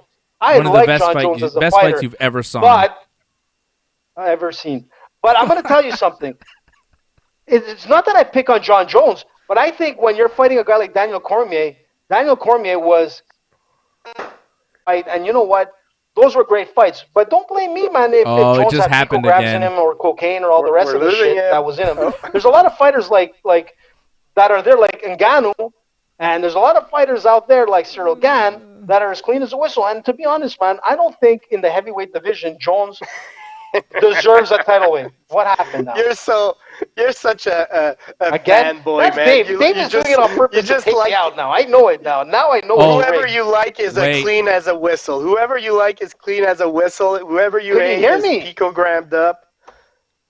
See, AJ, mean, it come on, happened AJ. again. AJ's thing glitched out again, and he was on that weird delay because his internet is the worst, and he can't. And his cell phone's from like 1986. Somehow he's got a cell phone with video. AJ just glitched out again. We just lost AJ again. So Can't even berate the whoever guy AJ properly. likes, clean as a whistle. That's Yeah, what of I course. got from this. Yeah. AJ just makes up his own Saint. facts to suit his narrative, and I'm like really happy to give him his props. Like he did a long shot parlay tonight that came through, and I'm very happy for him. And I hope some people from the Ringside Report Network cashed in.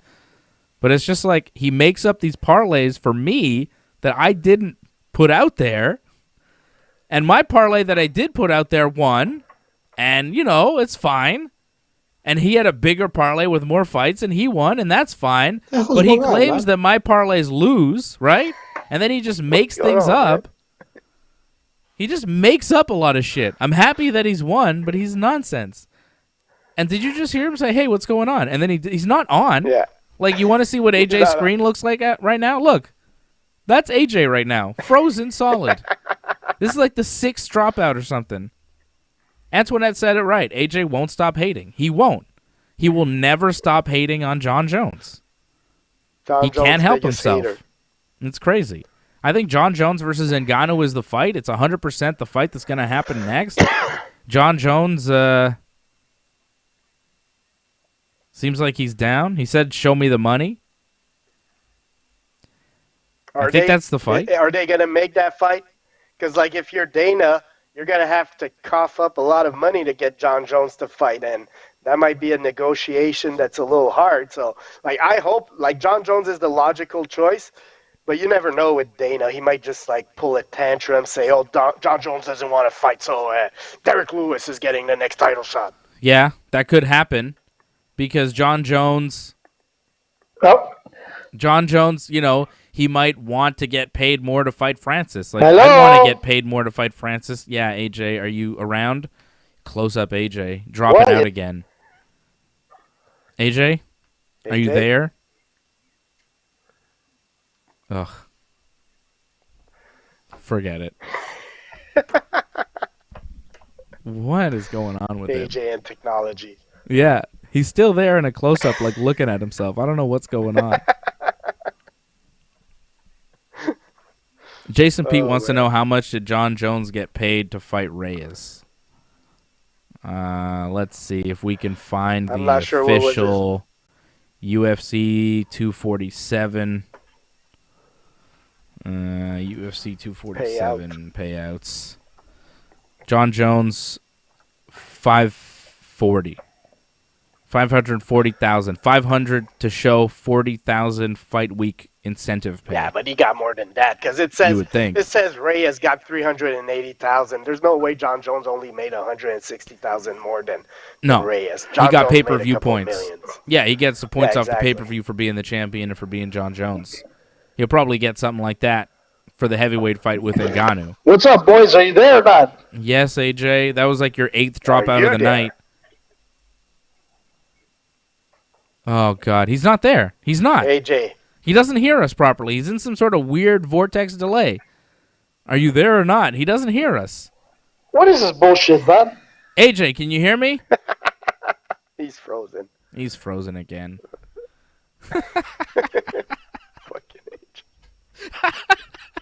That's like the 10th dropout of the show for AJ. He can't get it together. Hello? He can't figure it out. I hear you perfectly clear, man. Yeah, can you hear me right now? I hear you perfectly clear. I know you're doing it, motherfucker. I know you're getting rid of me. AJ, AJ, say 1, 2, 3 right now. I know he's pulling a fast. What the fuck? Yeah, see? It's not working. How long is it going to take for him to say Can you hear me, motherfucker? Yeah, it's going to take him forever. AJ, say I can hear you. 4, You sound 5, like R2-D2. Because your shit sucks. You don't know what you're doing. Your internet 1, 2, is the 3. worst. Oh, so long. 1, 2, 3. Cha-cha. What a massive delay. He's so out of it. What? Okay, I'm gonna get out of here, AJ. I don't want you on this. Get out of here. 4, 5, 6. Disappear.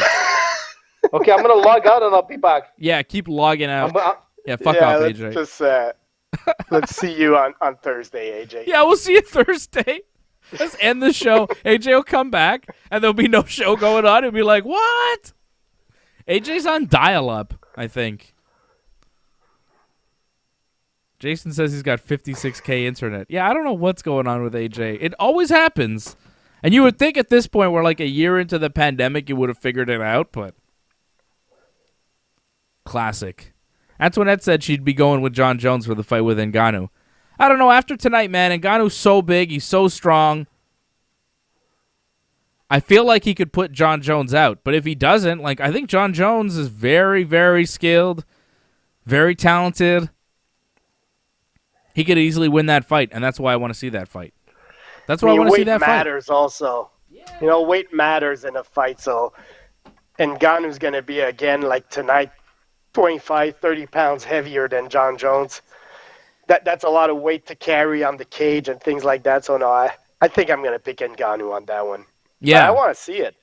I want to see what John Jones looks like standing next to Ngannou, like new John Jones, you know? What's the body type going to look like? Like, how much bigger is Francis now that John Jones has put on all that extra muscle and stuff, right? Like, how much bigger is he, really? But Francis showed some evolution in his game tonight. He took Stipe down. He defended the takedown. You know, he looked really good. He looked really sharp, and he was patient.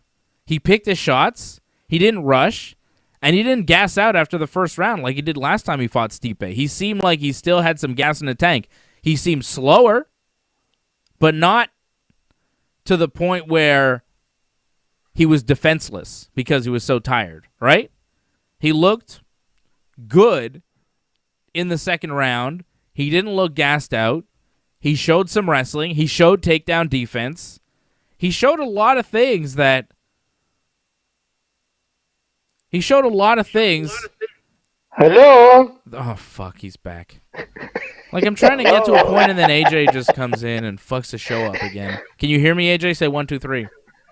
1, 2, 3. Cha cha cha. Now we can bring 1, 2, 3. Cha cha cha. You know, Francis did some really good things tonight, taking Stipe down, defending the takedown, staying patient, getting the knockout in the second round. He showed an evolved game. And John Jones is going to be big, about 240, 245, Jason Pete's saying, and I believe that. I think he's going to be around that range. Yeah, full of donuts. But, okay, AJ, you're just talking shit again.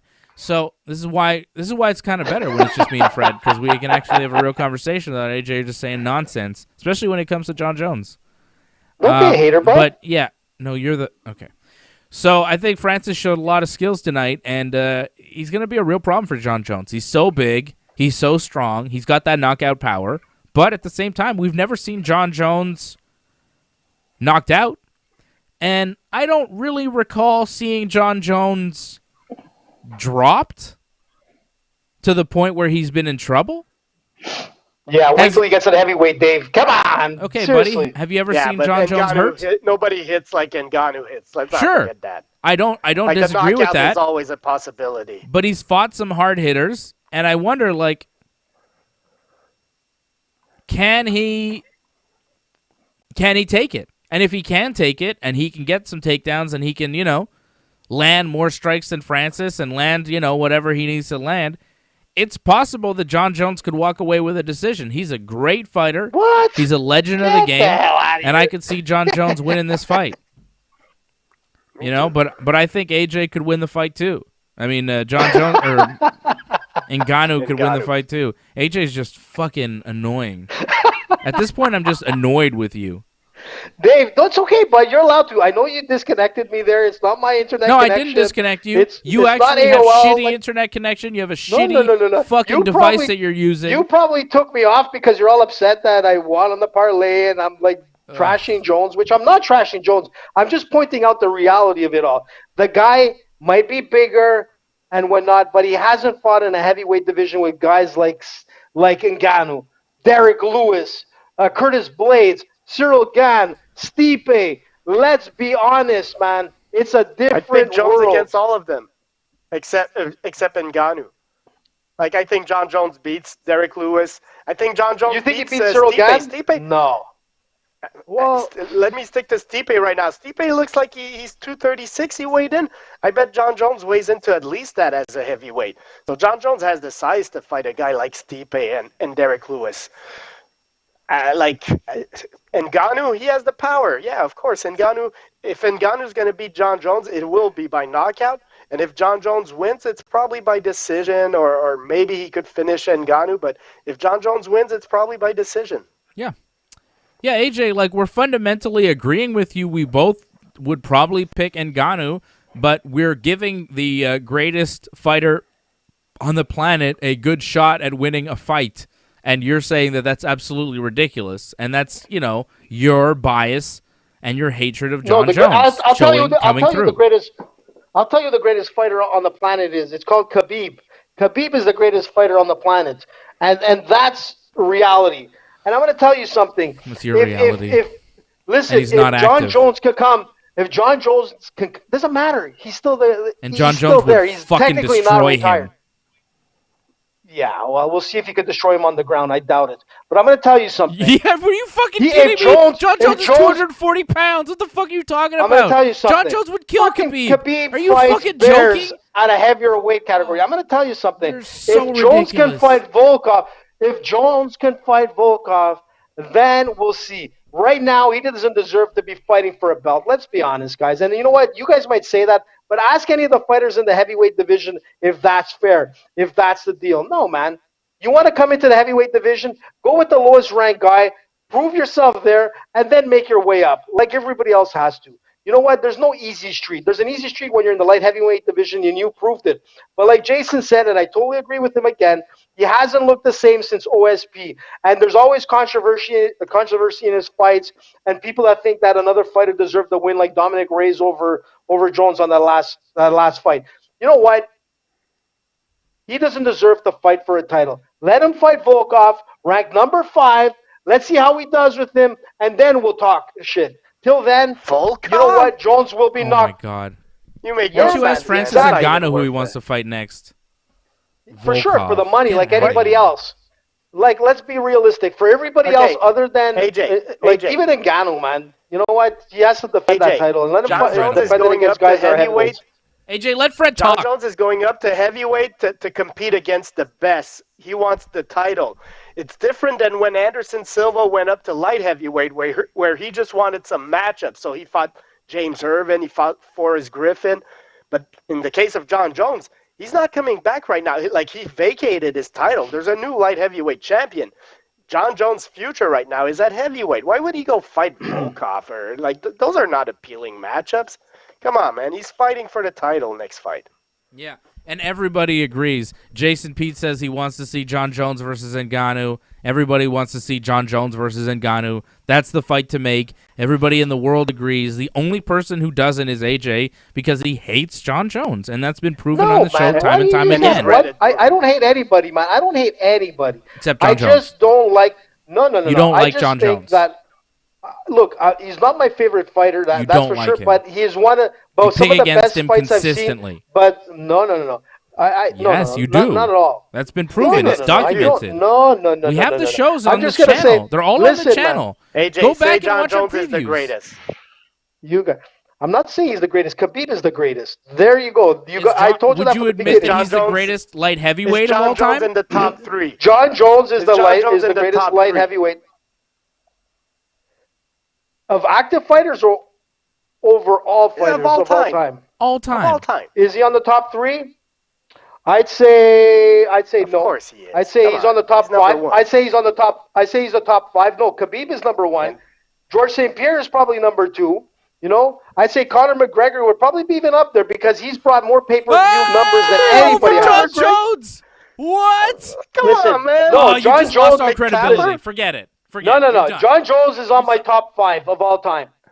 He's on my top 5 of all time. But you know what? Let him fight the guys that are coming up. Conor McGregor over John Jones on the greatest of all time list. No. You are not nuts, my friend. What are you talking about? Listen. What are you drinking tonight, bro? Listen, who's been a two division champion? Who's hold 2 titles? Almost went for 3. Let's be honest, Dave. Who's defended championships? I'm gonna tell you. Who's been a reigning defending champion smoking 2 different generations of the fucking division? Not Conor McGregor. Yeah. He hasn't defended a title once in his fucking life. John Jones is undefeated. Fucking beat everybody numerous times. What the fuck are you talking about? With fucking substance in his body. I'm going to tell you something. If Jones is able to take the heavyweight division, I'll be the first guy to say, yes, Jones is the greatest fighter of all time. And not to take it away, I think Jones is a great fighter. There's no doubt about it. The greatest light heavyweight champion in the world. But he doesn't deserve to be fighting for a title fight in the heavyweight. Says guys you. Have been busting their asses. Says you. Yeah, says me. And says every guy that's ranked from 1 or number 2 to 10 in the heavyweight division. Wrong again. Yeah? They would disagree. All right, go ask Volkov. Go ask Volkov that. Go say that to Rosenstruck. Say that to Derek Lewis and tell them if they think it's fair. Yeah, I'm sure everybody wants to make money. Derek Lewis has said he thinks John Jones is next. Life ain't Derek fair, Lewis bro. agrees. Life ain't fair. What? Angelo says, what are you smoking, AJ? He's not smoking anything, which is, no, I don't. Maybe he should. It might regulate his brain. I don't know what's going on. Let's be honest. Does everybody think that Ngannou is going to lose to John Jones, what you saw tonight? Do you honestly believe that Ngannou is going to lose to John Jones? Listen, man, I'm all for it. I want to see that fight. We've made this point time and time again. What's the point? What's the point then? Because John Jones is one of the greatest ever. He is the undefeated, undisputed light heavyweight champion for years. Everybody who's anybody around MMA has wanted to see John Jones move up to heavyweight. He's fucking vacated the title to put on weight and go up to heavyweight to fight for the fucking championship. Israel Adesanya was middleweight champion, defended it like once and got a light heavyweight title. For some reason, that fucking made sense to you. But in your mind, John Jones, who's one of the greatest fighters fucking ever, doesn't deserve to go up and fight and get an immediate title shot after defending the title over years and beating fucking everybody. Are you fucking joking me? When GSP went to middleweight, he didn't go to fight Kevin Gastelum or Uriah Hall. He went to fight the champion. You have a good point there, Freddie. You're absolutely right. You have a good point. There you go. But I still don't agree. Yeah, well, that's because you hate John Jones. Did Israel Adesanya deserve to fight Jan Blachowicz? Did he deserve it? He did it. the UFC. Did he deserve it? Did you disagree? Did he win? So did you disagree vehemently for Israel Adesanya getting the title shot? No. What's the difference here? Look, it's John Jones, and you fucking hate him. No. That's the difference, AJ.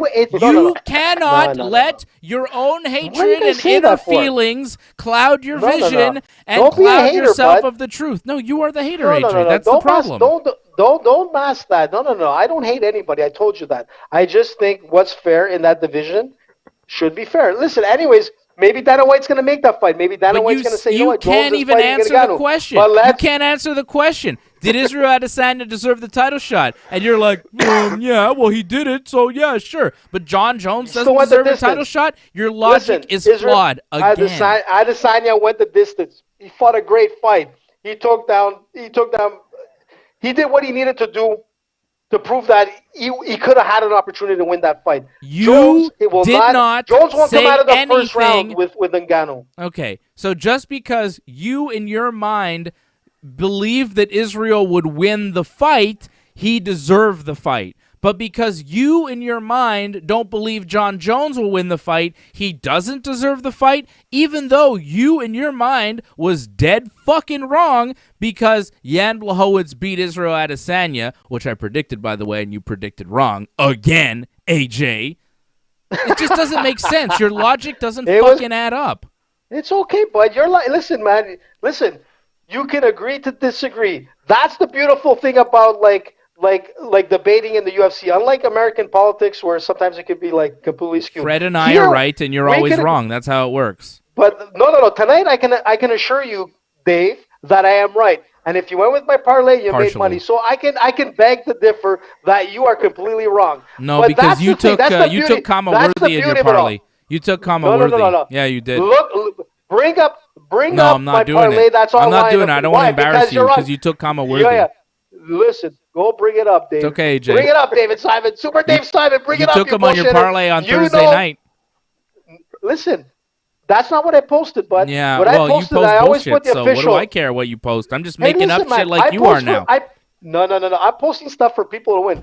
But it doesn't matter. Listen, I don't disagree that Jones should not be fighting in the heavyweight. I agree that he should go up there and try and test himself. But I just think it's not fair for, for him to be fighting against Ngannou, man. You think, But you don't even know who should get the title shot instead. He doesn't know who should get the title shot, and he believed that Israel deserved to fight Jan Blachowicz. Silliness. Listen, I don't know who deserves. It's like arguing. There's no point in arguing with AJ. So tell me who deserves to fight Ngannou right now, other than John Jones. John Jones. We just said John Jones. Other than John Jones. Why? Who do you think deserves it? Derek Lewis and Cyril Gane fight together. Yeah. Have Volkov in the mix or something. But yeah, okay, I agree with that. Nobody deserves it. I don't want to see Volkov and Ngannou. I don't want to see. And look, I love Cyril Gane. He's a great up-and-comer. But let's be honest, his last fight was not very impressive.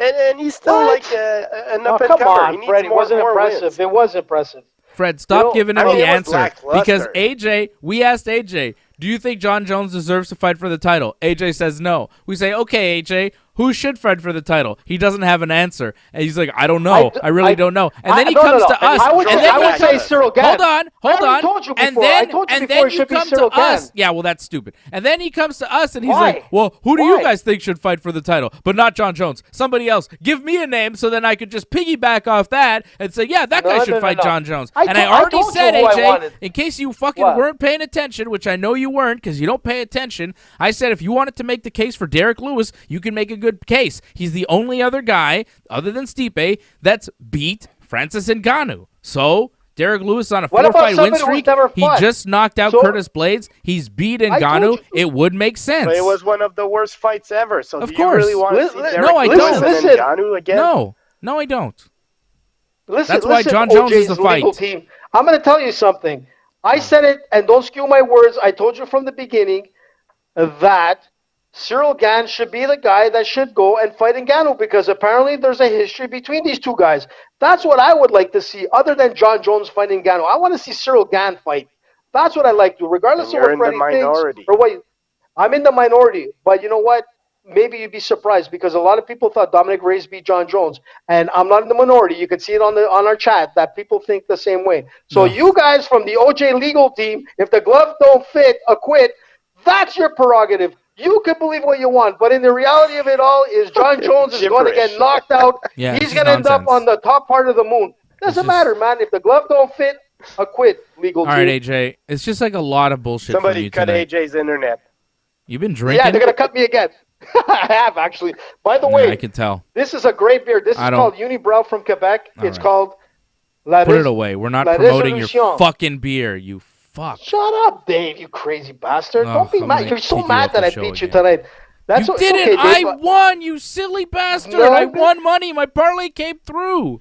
Not according to I'm the mad internet, that you're man, and lying to people about my picks. That's what I'm mad about. I'm mad that I leave you in charge of one thing, and this is honestly maybe the last straw, and now I ban you from the Instagram account because I leave you in charge of one thing. I say you're allowed to post one type of thing on Instagram, and then you fuck it up by giving picks that Freddie and I didn't give, and then people are going to go bet on them thinking they're Dave and Fred's picks, and they're going to fucking lose because you gave them picks that we did not make. No. That's what happened. I have a legal paper. I don't care what it says on your fucking paper. Your paper doesn't mean shit to me. What means shit to me is my fucking words that I said on the show. Amazing. Listen, first of all, I'm going to tell you one thing. The earliest night for a UFC fight, a UFC card, pay-per-view card, which was awesome. It's great, and we're still talking. It's 1 o'clock in the morning, 2 o'clock in Europe right now, and I'm going to tell you something. Fantastic card. There was no disqualifications. There was no freaking, weird knees to the face. Antoinette says, use your winnings, get better internet, AJ. Antoinette says, stop, AJ. Angelo says, enough, AJ. Enough. Why? People have had enough, AJ. You've crossed the line several different times tonight on the show. You've gone too far many different times. I've thought about just banning you from the show entirely for your terrible, transphobic, and racist comments. What? Awful stuff that I do not agree with. Because I set up a Bruce Don't talk about it again, you fuck. Why? Fuck, man. You crazy bastard. Holy shit. I'm going to tell you something. I'm going to fuck it. This is what happens. He's going to say horrible shit that's going to get us kicked off YouTube because he doesn't know any better. And he's just going to keep on fucking going. So I just have to cut him off. I have to do it. AJ. Why does he do this to me? AJ. Why does he do this? Because he's happy, man. He was right for once. So, man, usually AJ is full and energetic like that. And tonight, add the fact that he's right, his parlay came in, man. AJ feels good right now. Yeah, well, that's it. Good thing there's a curfew, man. AJ might be going, wow, strippers, cocaine. Yeah, he probably would be. AJ's on all the picograms. Celebrating. Yeah. You see, he's talking about couches, but he'd probably spend it all on cocaine and alcohol. Antoinette saying, what is AJ on? Exactly. Cocaine and alcohol. Probably. AJ, you're out of your timeout. I love it, man. Listen, man. You got to watch what you say, man. You can't just say all sorts of... No, listen. Don't say anything. Don't mention anything. What is just fucking listen to me. So I can fucking reprimand you like you're a child. Coming to marshmallow level, man? Listen to me. No, I don't need to listen to you. You're a fucking marshmallow, man. See, he does, though, because I can just get rid of him. Yeah, but Dave, you're a marshmallow, man. Yeah, I'm a marshmallow, man. Fucking AJ. He's going to talk himself out of the show entirely. And it won't be because I don't want him on the show. It'll be because we just can't have him on the show anymore. That's what's going to happen. You know? I'm actually saving AJ from himself right now by disappearing him. See, we just need a fake AJ who doesn't talk. That's good enough. That's all we need. I'm saving him from himself. He's saying all sorts of nonsense. We need a little GIF AJ where he's just saying, what? Yeah, that's all we need. Just a pretend AJ. Fucking AJ. Unbelievable. All right. UFC 260, we have a new heavyweight champion, Francis Ngannou, gets the win over Stipe Miocic. Anyone who makes any kind of sense believes John Jones is next for Francis. Should be a great fight. Looking forward to it. Should be a huge fight. Hopefully we get it sometime in 2021. Vicente Luque with a nice win over Tyron Woodley. Submits him in the first round, knocks him down, and then taps him with a choke. Sean O'Malley with a knockout victory over Thomas Almeida in the third round. Miranda Maverick gets a unanimous decision over Jillian Robertson. Jamie Malarkey with a knockout over Kama Worthy in the first round. Alonzo Menafield submitted Fabio Charant in the first. Abu Bakar Nurmagomedov, Khabib's cousin, got a decision over Jared Gooden. Michael Oleszejczyk beats Modestas Bukauskas by decision. Omar Morales over Shane Young on points. And Marc-Andre Barriault over Abu Azatar by TKO with 4 seconds left to go in the fight. Pretty good night of fights, UFC 260. I liked it. It was a good card. Great night. A lot of knockouts. Fights finished early. We won some money on the bets. Dave's Lock of the Night came through. Team Dave's Real Parlay came through. A lot of good knockouts, nice submissions. New champion in the heavyweight division. Exciting stuff. Good UFC pay-per-view. Brooklyn Lizard says this is the best show ever. Thank you. I appreciate it. But you know what? We might not ever have a show again because of shit AJ says. You know what I mean? Like, I'm just trying to keep the show going so we don't get kicked off YouTube for shit AJ might say. So we're going to wrap up. We're going to say bye to AJ. You fucking marshmallow over there, AJ. I sit back and I love it, man. Listen, apologize. We'll be back Thursday. That's right. Apologize for if what? you offended anyone Never, tonight. Man. Who did I offend?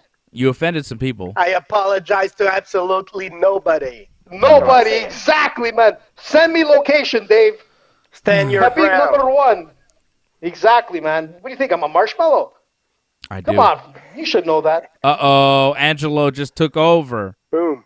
What? Boom, Angelo, man. just dropped the super chat with the boom.